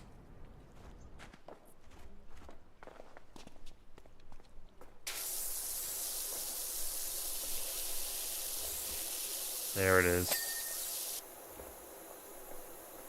Where's your dirt tree? Oh, I see it. Shit.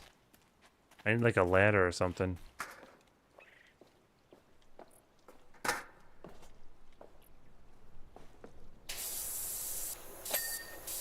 Okay.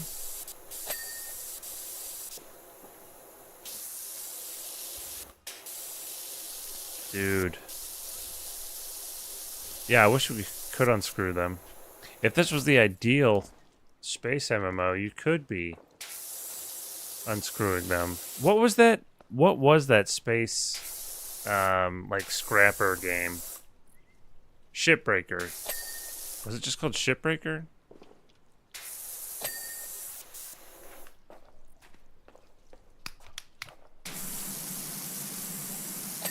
Oh my god, please kill me.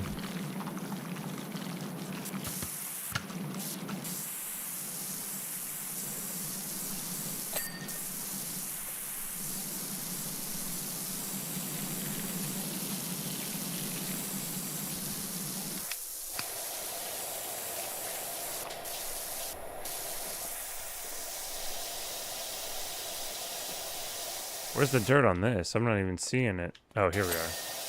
Whew!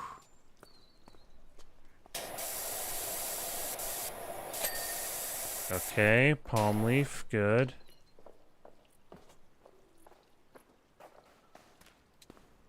Alright, I'm not seeing it. Let me up there, you fucker. No, go ahead. There we are.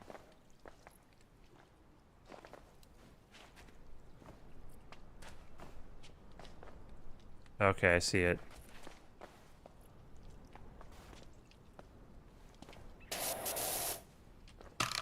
Turn that off.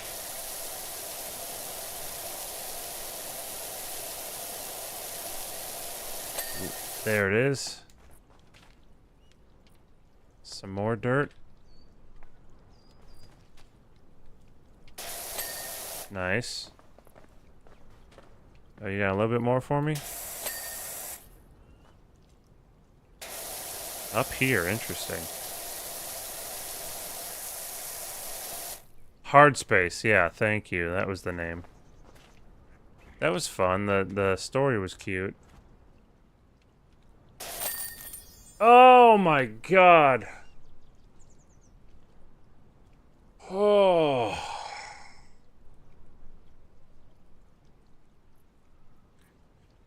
Golly. Cheers to that. Let's watch the time lapse on that fucker.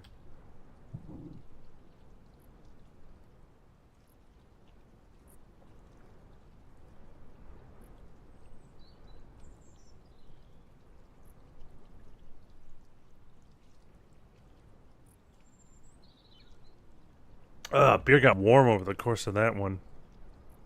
Ugh, DG, that truly was another outstanding effort. Where would we be without your ablative skills? Oh, fuck. We've already had a great many takers for it, though no one's made the summit. Perhaps they'll feel more confident once Indy's back with the crash mats from the abandoned health club. Heck, I might even have to climb myself. Indy challenged me to make it to the top. And well, they don't know it, but I was actually a bit of a mover and shaker back in the day, you know. Okay, that's great. I'm happy for you.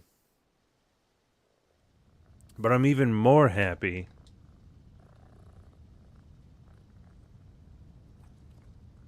to go to bed. Okay. Thank you very much. Let's sleep now. Goodbye. Thank you so much. What fun. Whoa! Okay, good night. Yeah. Thank you. Thank you, 6 tiny dogs, Sailman, Catnip, Mux. What am I missing? Did I say Crazy Eyes? Peace.